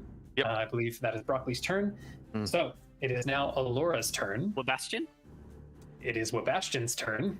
Yep. Webastian is able to act independently. So if you're not thinking anything to him in particular, I would say he's going to keep wailing on these creatures down here where he is. Actually, no. Webastian has a different idea. Yeah, what Bastion does. Time for some web art. It is precisely that time. Webastian has not used the web yet, and is going to spray web at the purple creature next to Finn. The other one still being, for the moment, incapacitated by that poison. Webastian, keeping these other two at bay, is suddenly going to whirl around, stand up, stick his thorax forward, make an attack roll. Open. That is a hit. 18 hits. The web shoots out straight at the purple creature. Sebastian. That target is now restrained. So the purple creature is covered in a splotch of thick web and is trying to move its arms from its body and cannot. And there's this sickening sort of like as it's trying to move and crunching itself up against the stickiness. And the Charlotte maneuver wins. The Charlotte maneuver. What'd you say, Matt? I was just asking how the artistic interpretation of the web is. Yeah, Look, it says some pig. There's actually a. There's even a web icon which you can't see. I'm gonna bring it down there. There it is. He's been webbed. Okay, I'll put him back up there. All that practice in the woods paid off. So Webastian gets off that shot, and so now both the creatures next to Finn, for the moment, are not able to move. Although the paralyzed one they'll both get to make saving throws to try to get out of that on their turns. But currently unable to move. That is Webastian's go. It is now Alora, then Finn, then Rain, then Budge. Alora, what you doing? Yeah, well, the boat's still there. I'll notice that Webastian is shooting at the one next to Finn, so I'm going to try and overload the one next to Webastian again. Okay, which one? You got the stink marks or the orange? The smiley marks, because I'm trying to. That's the one that's injured. I might be able to take it out. Yes, that's correct. That's the one you've hit before. Yes. So it needs to make an intelligence saving throw. Yes. 16, please. Oh, well, it was a smarty last time. Time will tell. This is just an intelligent monster. You never know. Beating the odds. Wow. Bang on. It was 16 that it needed, or 15? 16. 16. 15 is a fail. Laura, set your boat to work. Yeah. Which is what? And roll your damage. And you do have the option to enhance that damage, I believe, if you wish, but it's up to you. It doesn't seem worth it, really, does it? Because he is already in dread, hopefully. Oh, yes.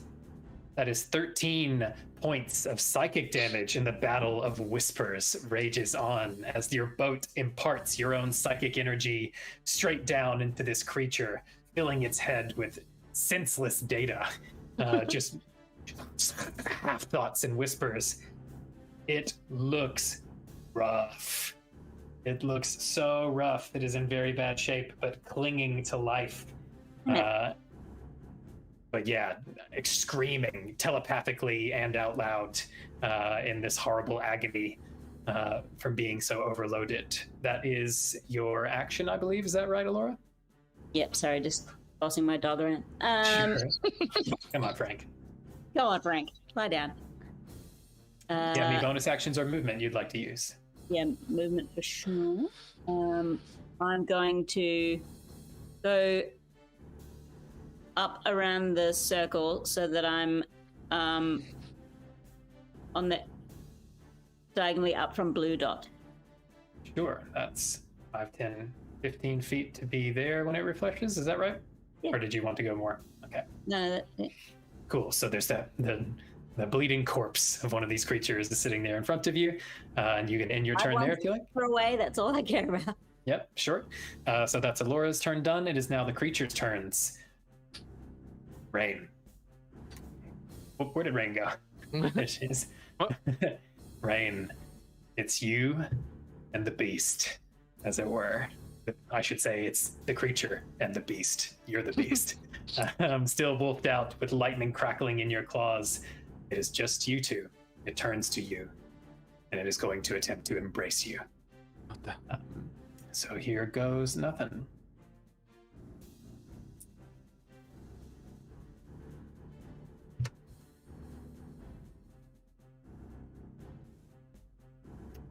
Only a 2 plus 6 is an 8. That is a fail. It's 4 larger arm claws go knifing down at you, and it's like an obstacle course. It's just juke left, jump, dive right, stand back, and they're just and you are unable to be touched. And that is its full action, because that's its big shot. So sometimes it pays to be short. Sometimes. I should actually say as well, it needed to make a save, unless I've misremembered Dissonant Whispers. You see how long that effect lasts.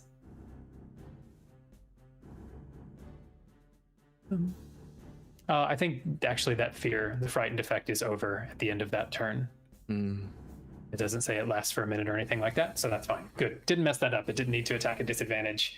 It has its movement, but it's not going to use its movement. It is very occupied with you, Rain, and you can feel emanating from it this gloom, this sorrow.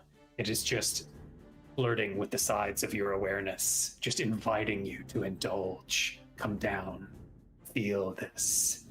But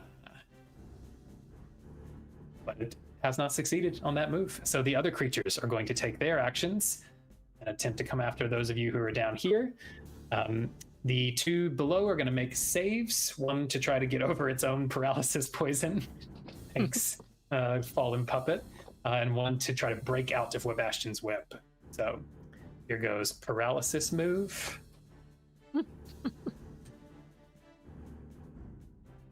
That is a natural 1. Yeah, it doesn't feel so fun, does it? Okay. Still paralyzed. Still very paralyzed. And purple is going to attempt to make a strength saving throw to get out of Webastion's web. Strength, not the strength of these folk. Oh, really not the strength of these folk. Here goes. Ooh, pretty strong, boy. That's meant to be a -2 for a 15, which is still enough to break out. So the paralyzed one is still paralyzed, unable to move, but alas, web action for now. The web was not enough to keep this particular creature restrained. However, it is still wincing in the brightness, the bright light happening here. The green, that's right, is going to come join on either side. Flank on. Of Budge. So about 10 feet away from you there now, Laura. And then the purple is just going to go ahead and attempt to make an attack at disadvantage against Finn. I think that's what it would probably do in this situation. So it's going to do that. I'm just going to see if it hits. Oh, not good either way. Okay, nope. Even the totals combined don't make it. So Finn is able to once more nimbly jump out of the way, and the other one is still unable to move. Budge, on the other hand, you are going to get 2 of them swiping at you, so it's going to be a straight roll. I don't think we need to do mob rules now, as there's only 2 of them, and one of them might miss. So I'm going to give you that possible benefit.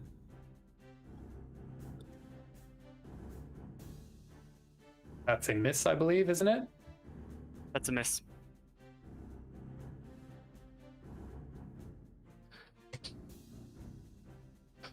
The attention. Budge can hardly. Oh, I was so close to being a crit. Okay. 20 on the next one But does not hit, the I believe. scary kind.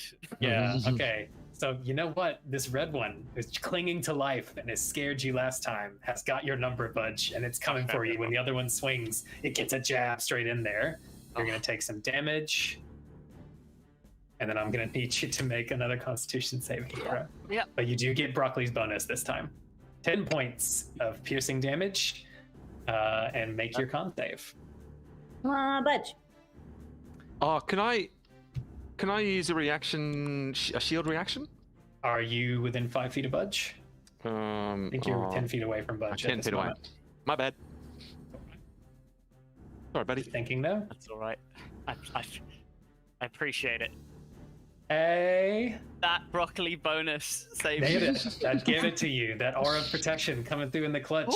Budge, you feel that Protecting me same anyway. feeling, the tingling at the edge of your toes and fingers. It's coming back. It's coming back. And then it goes. As quickly as it came, you feel the bright light warming your back like the sunshine itself.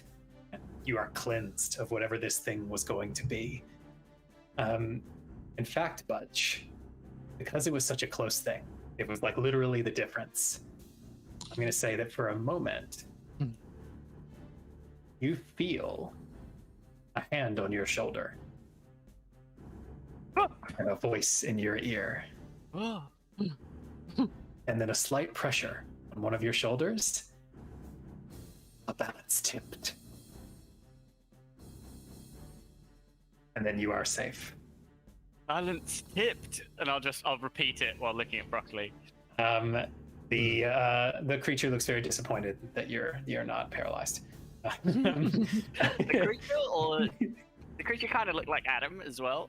We're all creatures, okay? Under the Reaper's eye. So that is that one's turn. They've done their thing. Finn's one has done its thing, and those two down below are gonna wail on Webastion. Oh, Webastion. And they are not in the bright light, so they're gonna get advantage. One of them's still paralyzed, though, eh? Is it? The one next to Finn is paralyzed. Oh, the one sorry. Yeah. The one next to the boat has gotten messed up pretty good and is clinging to life, but is still just alive. Information overload does something. Yeah. Lasting. Yeah.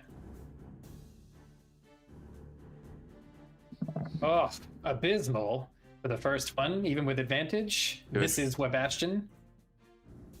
Leave that spider alone.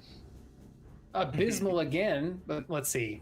No one wants to hit a spider. might Not hit. Webastion. So 9 plus dare modifier. Bastion IC is 14. That is just going to hit. So Bastion's going to take some damage and need to make a save. Shout out again to Matt Day, creator of Rollcast. That's 8 points of damage, and Webastion needs to make a con save. Does not get any benefit not being close to Broccoli. Oh. Makes it. 16 is enough to do it. Webastion knows a thing or two about poison. Okay? What is this? What is this? This league of bushes? That's what you hear Webastion saying mentally from a distance. I'm like, stay focused, big guy. Stay focused. It's no poison. Okay. That is, I believe, now all of the creatures' turns. They have done their business. Which brings us tiddly to Finn, and then Rain, and then Budge. Finn, seeing one of these creatures come to light in front of her, and other bits of business happening around, is going to do two things. First, you got spells. That's why that's not there.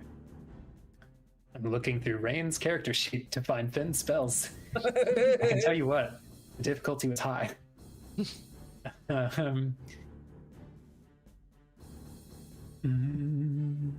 Yeah, I think that's what she's gonna do.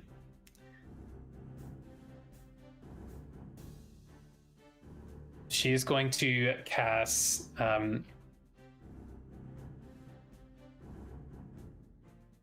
damage. Dissonant Whispers on the purple one. Let's say at 4th level. So it's going to make a save. Not a very wise boy. In fact, oh no, that's not a thing. I thought it was going to be even worse for it, but it's not. That is a fail.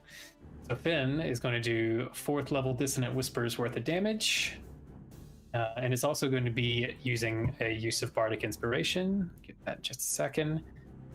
Lots of D6s. Boom. 21 points of psychic damage whispering across the way. The purple, who has as of yet been uninjured. Not looking good now. It is hurt, and then has to immediately use its reaction to run as far away from Finn as it can, which he's going to do. And because this is forced movement, it does not incur opportunity attacks, but nevertheless, gonna go 5, 10, 15, 20, 25, 30. It's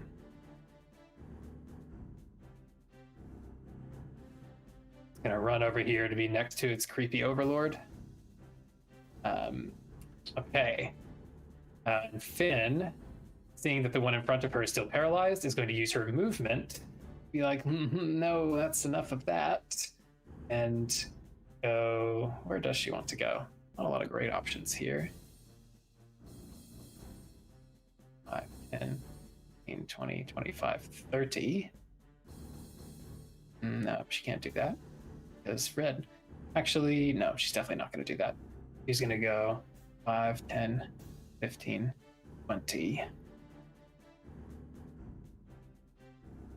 She's going to come over here, still in the light, but a bit of a distance away from all of the others. Okay, that is Finn's turn. So, I almost forgot. She's going to bardically inspire Rain, who is coming up next. So she's just going to turn to you and just do a quick reprise of Wolf Girl. Wolf girl, hear her snarl. You're no churl. She's gonna sing that, and then Rain, you're gonna feel that warmth of inspiration fill you and make your hair stand up on end for a moment. All things are possible through the magic of theater and song. And it is your turn, Rain. What you gonna do? And so does that mean I get an extra D4 when I'm doing initiative? You get a D8 on a D20 roll of your choice over the next 10 minutes or so. So that's to attack the Spidey Man. And that's good luck that you did that, because you got an extra 8, which gave you 18, which is a hit. Right. So roll that damage.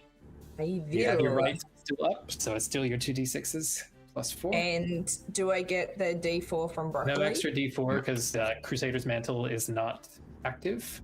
I got scared out of it. Yeah. It's all right. It was useful while we had it. Sure was. You needed not a D20, but yeah, not a D20. 2d6 is 4. 7 plus 4 is 11, so that's 11 points damage. This creature is still in that bright light. Rain, it is not looking good. It is screaming in agony, and you're ripping chunks of its flesh out of its legs where you can reach it. And its arms are just flailing back and forth, still trying futilely to embrace you to itself. It is screaming a sound that sounds like no. You have your attacks remaining, swinging away. Come on. So is that a hit? Yeah, 19's a hit. Roll damage one more time, and then you have your bonus action attack still, actually, because you haven't used a bonus action. So that's 10 points of damage? So it is. Rain, you smell it. That familiar smell. Death. It's in the air. The last beats of a heart. It's so close. You can taste it. The blood is screaming for you. You got a bonus action left.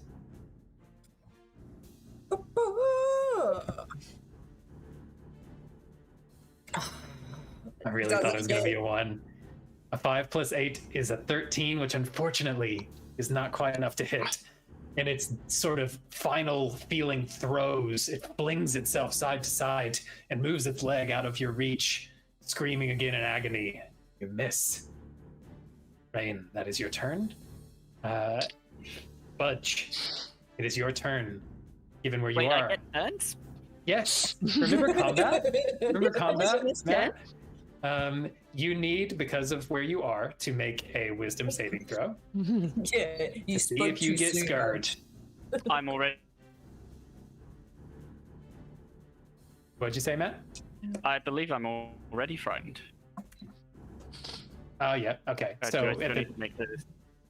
that's fair enough. I think it's any creature who starts their turn here needs to make this throw. So I'll double check on the effect actually if there's a link. Because I don't think the fear can stack, right? No, it's not. It's not going to stack. I think it ends at the end of each round though. So it's like a you need to re-up the save because of proximity right now. Had you been elsewhere, you wouldn't have needed to make a save to keep it. It's kind of like the paralysis. Like it only let you re-up it each time.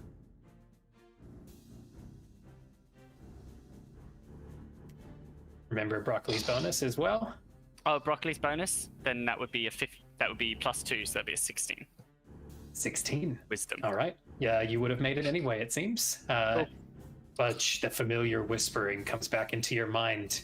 You're able to hone your focus in to look at what's in front of you. What's real? What's here?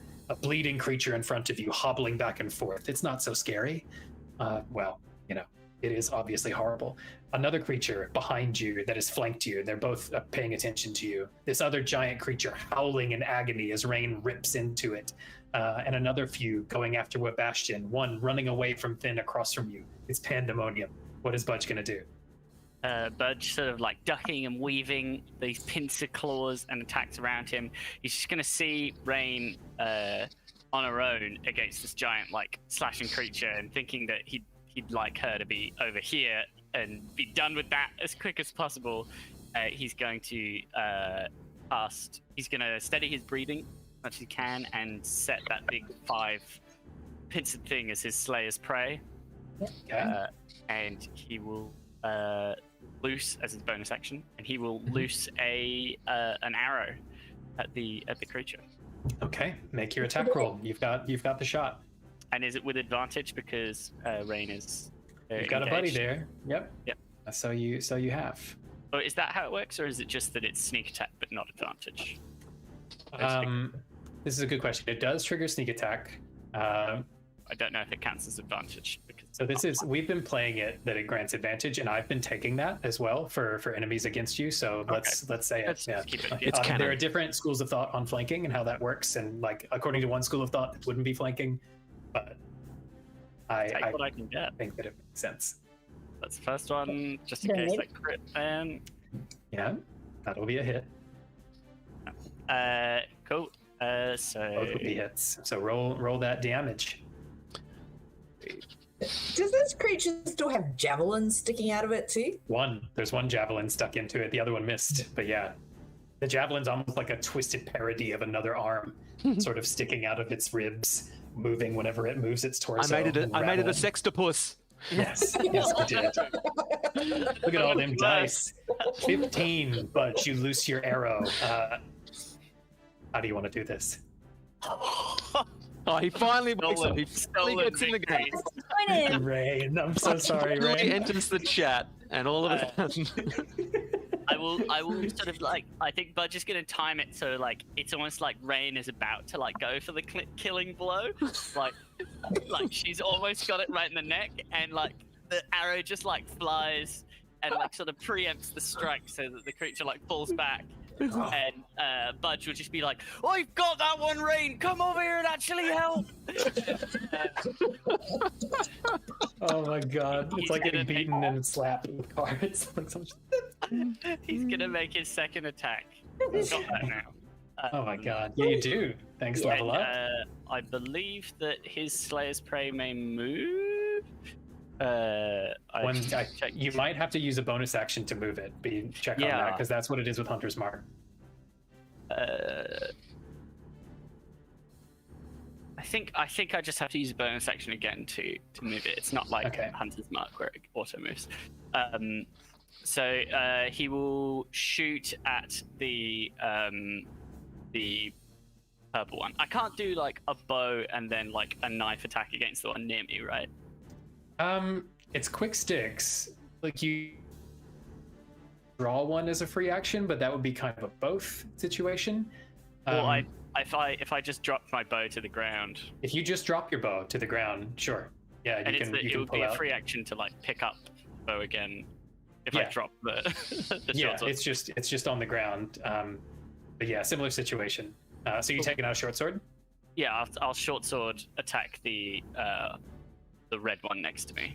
Okay, you can do that. Make your attack roll. Again, with advantage. You got a broccoli there, causing problems. Great. I'm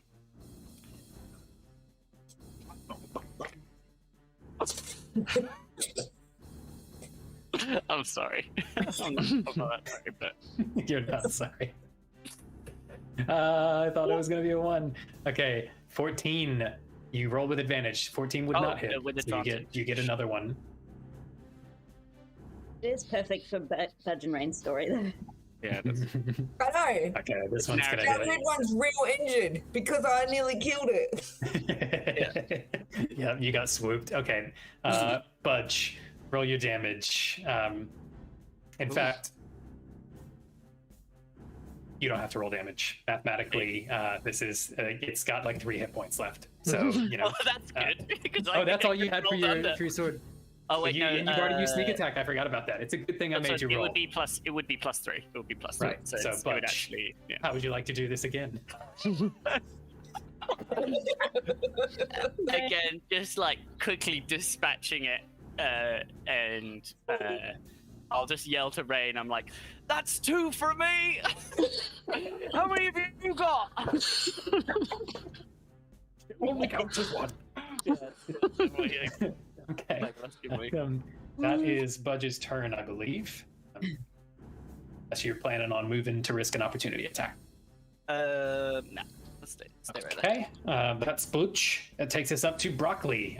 Budge has just dispatched the one in front of you. The big creature is falling, screaming, and it lets out this horrible death wail that once again fills the room with this horrible, keening sound.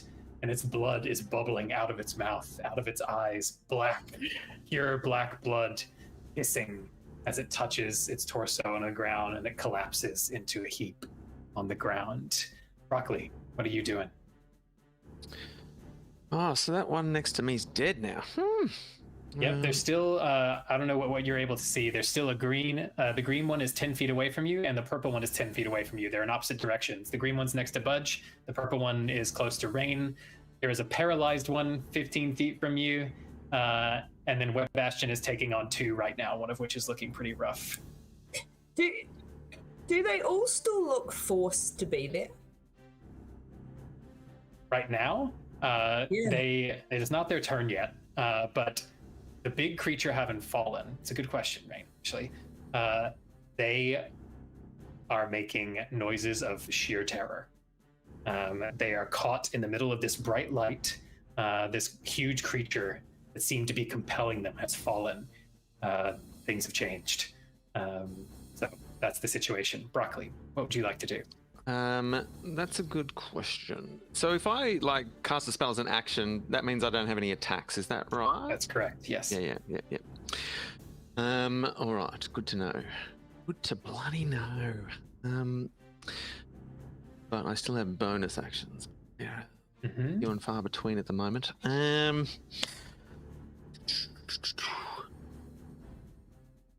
going to. What do I really want to do? Look, I'm just going to bolt down to. Actually, I might as well bless. I'm going to cast bless. That's what I'm going to do. Is that an action or a bonus action? That's an action. Okay. I'm going to bless. Actually, where can I get to? Hang on. Fine.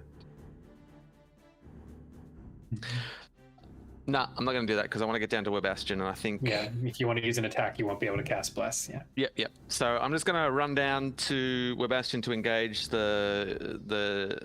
So I'll get to just above Webastion and engage the top one. Yeah, 25 feet will get you right there. You can take a swing at Orange if you like. Yep, I would love to do that. Do so with advantage if you like. Oh, that does move my light though, doesn't it? It does, We're looking pretty good. Yeah, there's still dim light though outside that radius. It's all good. It's true. It's all visible. Okay, let's roll. 20 plus 8. Oh, I've got my flash hammer back. Yeah, you do. So it's an additional +1 to your hit bonus and damage. Mm-hmm. It's like that's going to be plenty. Yeah. You can roll again because you have advantage to see if you get a crit if you like. I may as well. This orange one is as yet unhurt, so it's time for its welcome to the league moment. Okay, so the first one was a hit, so it's going to count. So you can roll damage. Yes, I will. Any smites if you wish. I will divine smite. So it's one of those +3, and then 2 more of those for the divine smite. All right, I'm getting good, guys. I'm starting to figure it out. This whole dice thing's starting to make sense. Hey, you've got it. You see the matrix. 17 points of damage with that radiant energy blasting off of your hammer. Oh, it's an extra 1. I forgot about the +1 that I get from my flash hammer. 18 points of damage? Yep. And they're not fiends, are they? Because if they were, they then are not I fiends. think Broccoli would auto smite. You would add extra damage to the smite. Yes. Yeah, or undead, I think. Yes, they are not fiends or undead. So hush your mouth. Not these little ones. The big fella, you haven't really found out. I don't think Broccoli got a chance to smite that one. I didn't get to divine smite him at all. I just got to hug him scarily. Yeah, it's not great. So you have it is still standing, Broccoli, but looking very hurt. You have a second attack if you want to use it.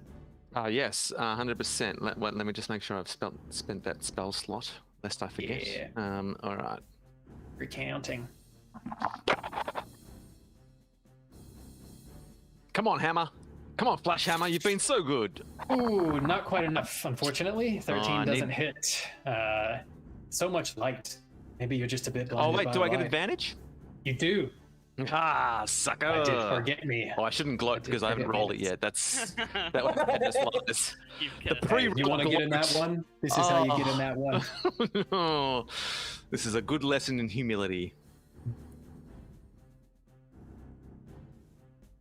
Or is it? 22. Save that hubris. Reward for another day. Lesson learned. Pride cometh before another awesome move. And I will be divine smite. I'm on a smiting roll. Honestly, why not smite divinely if one can?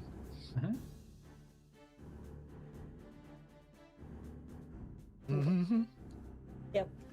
20 points of damage, Broccoli. You erase this creature. It is once more just like unseam it, but with a hammer from top of the skull to the navel. Just you just like crunch the carapace, just like breaking a crab with a hammer. The horrible black blood splashes up everywhere, all over you. It is kaput, and its buddy is terrified and stuck there next to you and your giant spider. Yeah. I look at Webastion. I'm like, Art thou all right, buddy? Dost thou well? Broccoli, I do, for thou art with me. That is your turn, Broccoli. And that takes us to Allura. What's Allura doing? So the boat, which was hovering over the scene that just happened, will just drop down and stare straight at the one left. Oh dear. And I'm going to overload it again. Yep. Save. Oh, that's a 1. The natural 1. It's a fail. But it's So really smart, so it succeeds. Unfortunately. roll that damage. You know, I'm Yeah. proud of my little horror shows for how they showed up with their intelligence saves today. I just want to point out that they really brought their A game, or at the very least their C+ game, which is technically a pass. Yeah.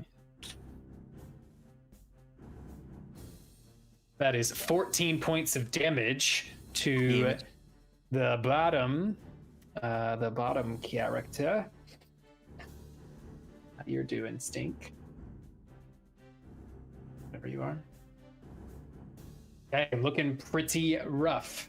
Looking pretty rough is this one. One of the three remaining creatures. Is that right? Green's still standing. So we've hit it 3 times and is still standing up. But bro, That's correct. what the what? Okay. You hit. Which one am I looking at? All right, he's still there. No, I'm mistaken because on my notes I have this little reverse order thing going because I mislabeled them.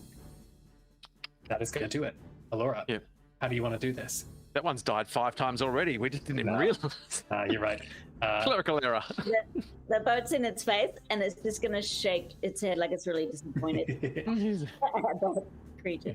The creature puts its mandibles to the sides of its head and howls in agony and then crunches to the ground. And as its claws move from side to side, there is blood running out of the sides of its head and its eyes as its brain seems to have just given out and begun to bleed and liquefy, falling out of its ears, and it crumples dead to the ground. We did forget to give Webastian a go with his Oh yeah. We sure did. And that creature's dead. So Webastian can go on the move if Webastian likes. There is a paralyzed creature just above. And it has not been their turn yet, so it doesn't get to roll. So Webastian making choices. Gonna skittle past you and come, I believe, auto crit this creature who is paralyzed. Is that on how the that ground. works? I believe, yes. Budge, see what you missed out on? I'm relatively certain that a paralyzed creature will be auto crit by melee attacks from the adjacent square. So Webastian's gonna take a big bite. See how that tastes. Probably not good, I have to guess. but very gentle teeth though. It's just a medium. I mean, it can't miss. So what is it? Let's see. Here we are. 2d8 Just can't miss. plus 3. 4 points of damage. Poisoned by its own poison. 13 points of damage. I'll have a Webastian, nibble. how do you want to do this?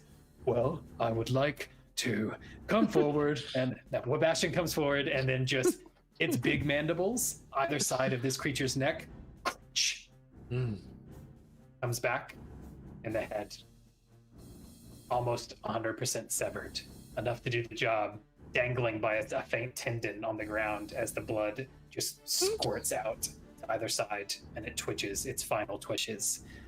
Yes, Sebastian! Sebastian. That's One of us. Webastian. One of us. One of Yeah, us. Sebastian, one for me. Okay, that's it for this one. So, it is now the creature's turns. I would have moved. Where would you like to have moved, Alora? I'll circle around so that I'm not within range of I don't go past the green guy, but I'm going south again. Okay. How far? Ducking and weaving. See, if you want to Ducking do and that, you could, to not get within range, you can go 5, 10, 15, 20, 25, 30. If you go your full movement, you can get down to around there when it refreshes. Where the paralyzed guy? Yeah. Is that suitable? Life hack: Okay. if you don't want anyone to notice you when you move, sing a little song about how no one will notice you when you I move. am invisible. No one can see me. No, and I bonus action. Move the boat, please, Sure. Where's the boat going? to the green one next to Budge. So the boat and I are dancing around. There you are, Please. So they are. singing a song, dancing a dance. We are And you want? Why invisible. can't I move you, object? Well, the boat is in incorporeal. Like you can't injure it. So it's not Sorry. physical. It's like it's a ghost boat. It passes. Yeah, it's an etherial passes boat. For through some creatures. reason, If Oh, you- I'm I gonna can't, but slap it's the boat. we'll remember the boat has moved over there to be close to the green one with your bonus action. It's there. For some reason, I'm not able to manipulate it on roll 20. Who knows why? Yeah. Okay. So then that takes us to the creatures' turns, and they are not having a good time. Purple and green, the two remaining, are both going to book it. They're going to dash. They will incur an opportunity attack from you, Budge, if you want to take it. Oh yeah. All right. Make your roll.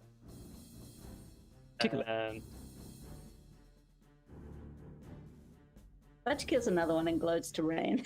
It's gonna be ridiculous. Odds are looking good. 20 is a hit. With your short sword, I believe, right? Yeah. So no sneak attack, no advantage. So just normal damage. To green, that's 7 points of damage. Slash across its hide as it moves. It is going to run. Purple is likewise going to run. And they are both going to, let's see how much movement they've got.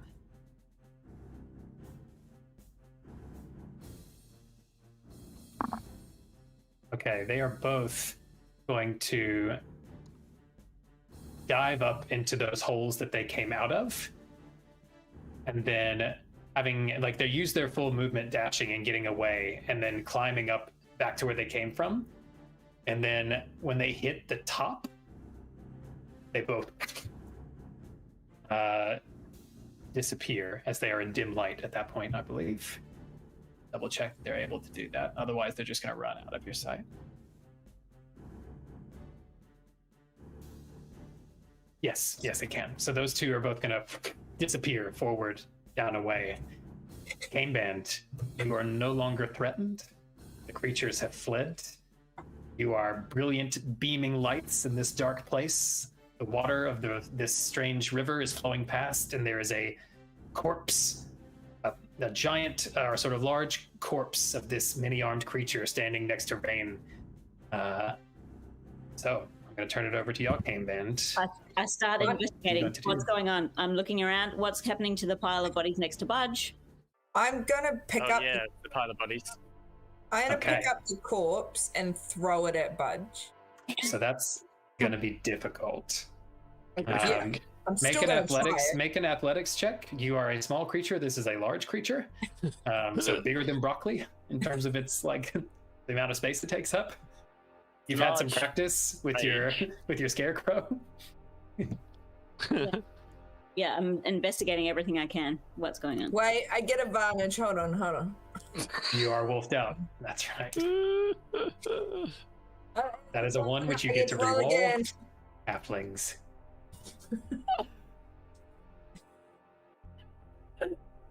Damn it. 15. Okay, Rain. Now look, you're very strong. You are wolfed out. This is a big creature. You do pick up by its weirdly narrow torso, and you lift up that part of it. It is quite thin all throughout and gangly. It's not extraordinarily heavy, but it's just so ungainly and long and wide. So you pick it up and you heave. It's just this awkward kind of teeter-tottering forward onto the points of its claws that stick down, and then it flops down 5 to 10 feet away from you as it sort of flops over.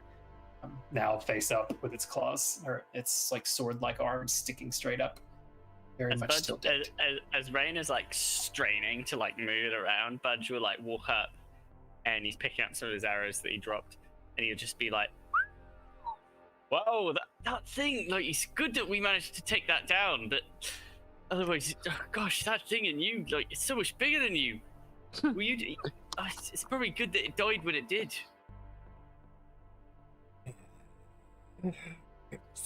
Oh, Laura, what are you doing with those corpses? Okay, Laura, are you investigating the corpses? Yeah, and as much as I can we're in the space. So yeah. Okay, you may do so. You. You have lots of help for that. This place could be our new theater.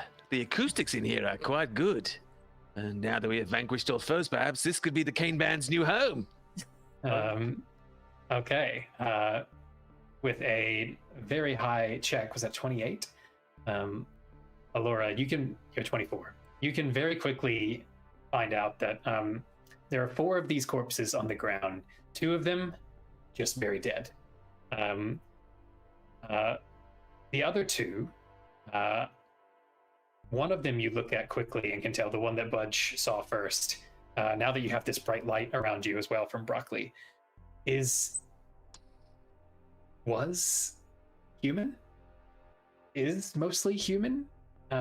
It's a man who appears to be like in his late 30s and has kind of like prematurely graying hair at the sides and a receding hairline.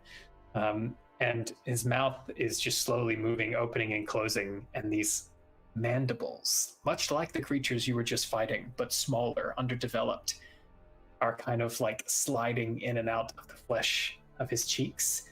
And there is thin trails of blood from where they've pierced through the skin to come out of the bones of his jaw. This is not something you've ever literally seen before, but everything about this points to signs of a metamorphosis occurring.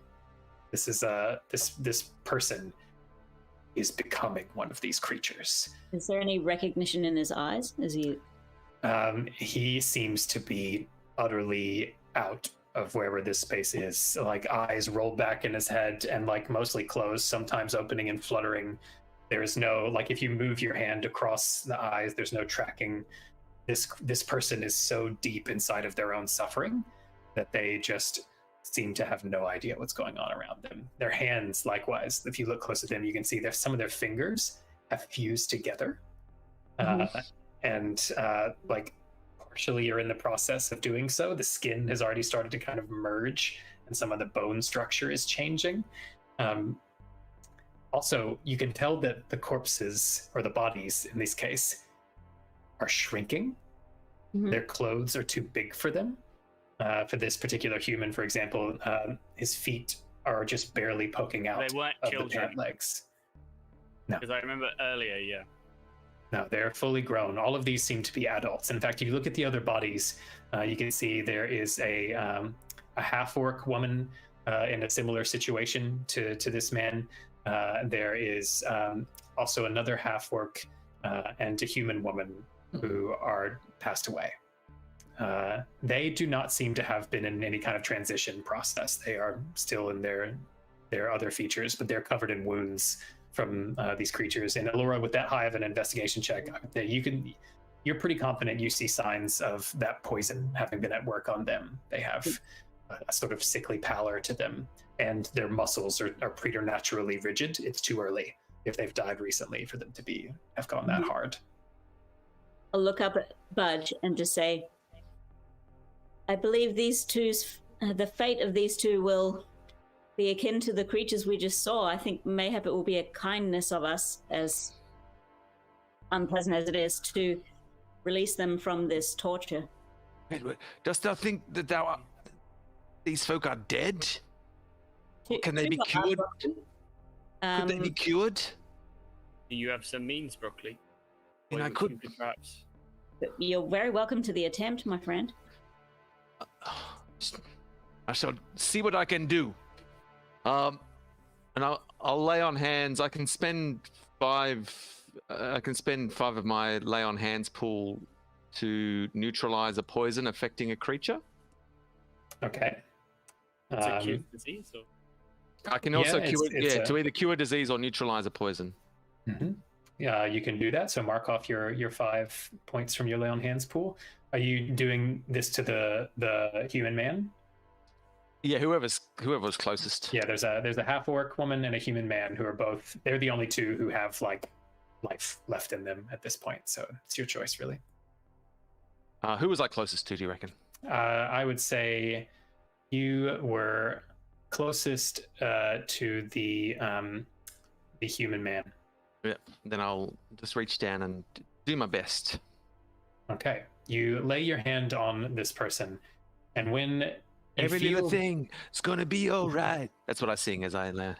You feel that radiant magic coming through your hand, and something does change. The creature's muscles relax.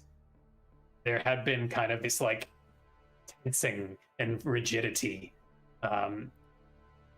Allura and Broccoli together, I think you could probably surmise that this creature was still paralyzed. It's under the effect of that paralyzing poison or venom. Mm. And that effect seems to wane as you do this to them.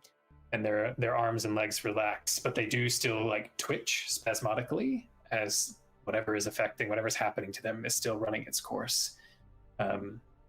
Broccoli, I fear, were maybe a valiant attempt. It was, my friend, and very large of thy heart, but we may have made matters worse. If we've released it from the paralysis, it will feel full effect of its transition. Oh, wretched Broccoli, what hast thou done? Thou thought to do good, and yet thou hast brought ill upon these creatures. As is so many choices we make in life, friend, we cannot always know the outcome, but the intention of thy heart was good, and that's enough. Do they recognize any of these faces? Badger lean close. Yeah, these would not be familiar to you, Butch. In fact, looking at them, you can tell, and Allura will probably have picked this up too. There's one other thing Allura finds that I forgot to mention.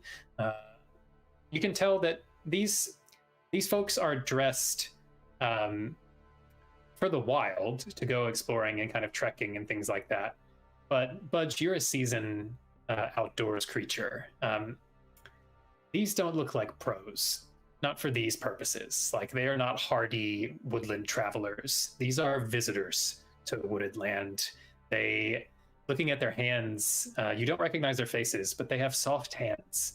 The ones that aren't claws. Yeah, the ones that, well, I mean, they're becoming that way, but like, they don't have the marks of outdoor living upon them. They seem soft, like city folk, in a way.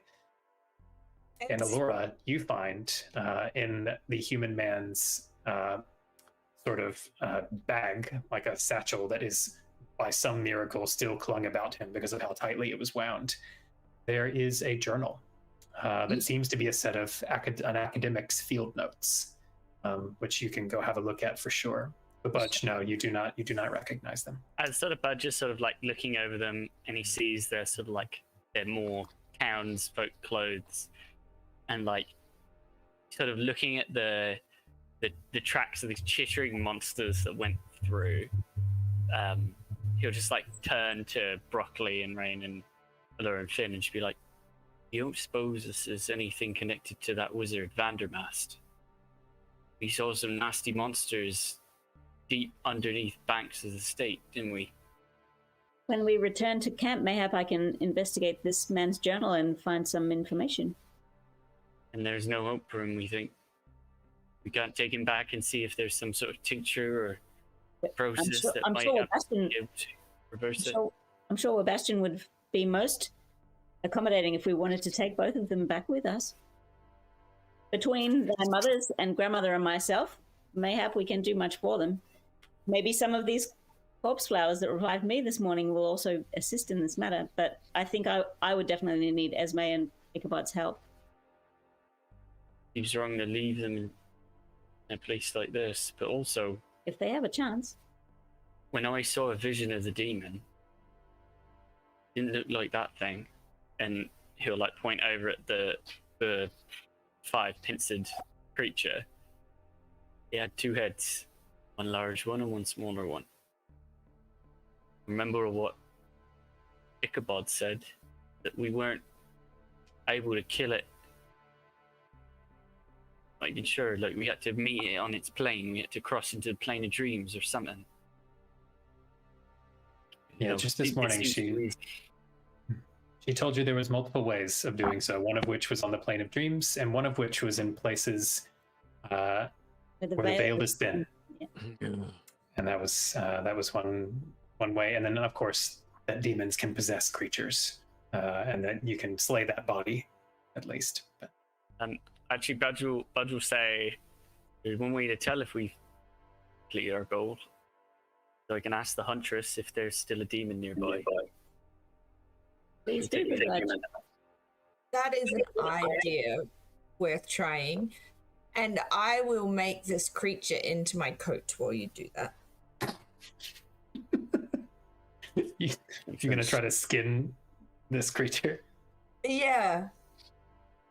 Or at Okay. least just chop off its legs and hollow out some of it and wear it as a costume. All right, Rain, that's a very involved process. That's going to take a long time. You can get started on trying to do something like that if you like. Make a survival check. But we'll give Rain his skinning tools, like his like knife. He's got like a little leather roll that has like all the tools you need to like flay something. Apart. Yeah. It's like flaying a human, Rain. Just so you know. Ugh. Rough. Okay, so that's going to be difficult. That's what you're up to over there, Rain. I have advantage. You do on survival checks to do with slave beings or undead. That's much better the next time. Yeah. Okay, Rain. I just want to kind of chop it in half and then hollow out enough for like. Sounds easy. True monster. I mean, that's just going to be mostly you hacking away to sever the spinal cord of this thing. Disgusting. Yeah. Is none of this creature valuable like the dragon? Doesn't anyone want a pentapus organs? Surely on the black market, the pentapus is a rare commodity. Maybe, but personally, I think that anybody who would get their hands on whatever that thing's made out of isn't up to any good. Never seen any. Surely. Okay. Budge, you were going to get in touch with the huntress to use your, is it hunter sense? Primeval awareness. Primeval awareness. Yeah, he'll go and kneel down by the river, and use a spell slot to cast Primeval Awareness. Okay. He's in his favored terrain at 6 miles. Okay. He goes walking in the night on the river of my dream. Rain's gonna look at him kneeling down by the river and then resist the urge to push him in. He's real close to the water as well. Budge, you get in touch with the nature around you, center your mind, and feel again, suddenly a connection to the moisture in the air rising from the flowing water, the darkness, and then your senses expand. And in the dim light where you're sitting next to the water, you can see what maybe you wouldn't have even thought to look for before. This is clear water, except for where it isn't. Inside that water, there are tendrils, like black ink, undulating, moving through. It is not becoming part of the water. It is not dissolving into the water, but it looks like liquid nonetheless. And it is moving through the water along with it, undulating, moving, spreading like so many long tendrils. You can follow with your eye that movement from the direction that the river is flowing. And you can see now that you're paying attention, there is an opening in the rock there. And that opening has a number of signs carved into it. Do not enter. Hazardous waste. Your primeval awareness extends much farther beyond that, however. You are getting an extremely strong signature of fiendish presence coming from that opening in the wall. And that extension suddenly, much like Rain experienced when tasting the blood, expands. And all of a sudden, you're not just in this room. Your awareness reaches out to 6 miles, you said, covering virtually the entirety of this massive valley and the surrounding hills where all of this massive tree are. And that same awareness, that kind of fiendish presence, it is moving, flickering back and forth, moving like blood through many of these trees. And you can feel the system of roots from this tree reaching up under the ground into this water, taking their sustenance from it. You also detect the presence of some fey creatures not far away, although I don't know if it gives you particulars as distance. Just know the number. Or no, the number of fey creatures. I think it's I think it's like yes or no. There are fey creatures as well. Creatures. Yeah, there are fey creatures. And that strong fiendish presence, which it seems is emanating from that space next to you, and all of those tree roots, which that other creature seemed to have broken through to come out towards you. are reaching up into the water and sticking out from various angles. It is now 10:37. We've gone over a little bit. Thank you for indulging me in that. I wanted to make sure you saw what you needed to see on that front. Alora, you still have that field journal. I'll make a note when we start next session to let you know what you're finding in there. Caveman, you have survived a vicious encounter with 8 of these strange creatures, filling your minds with horror and terror and filling your bodies with poison. And then this one horrible, horrible creature that came with its many limbs to fill your hearts with despair. And everyone but Rain contributed to the win. Speaking of thanking our contributors, it's a good time for us on a happier note to say thanks to some important folks who help make our show what it is. Thank you, as always, to Matt Day, our resident technomancer, who created Rollcast, which we're using to stream to you today and have these really slick dice rolls. We very much appreciate it. Thank you to Eric Matthias, who created soundimage.org, which gives us access to these tracks for streaming. Thank you to those of you who watched tonight, especially those of you who were helping us out with our audio issues before. I'm very glad we were able to resolve that with your help and confirmation. And thank you to those of you who are watching later on our YouTube channel. We appreciate you as well. If you haven't yet, please subscribe to our channel here, and as well as our Twitter account, bardic_inspo, the same address on TikTok. Finally, as always, I'd love to thank you, the players, for mucking in and making this so fun. I will close, as we always do, by saying thanks, and ever thanks. Have a good night.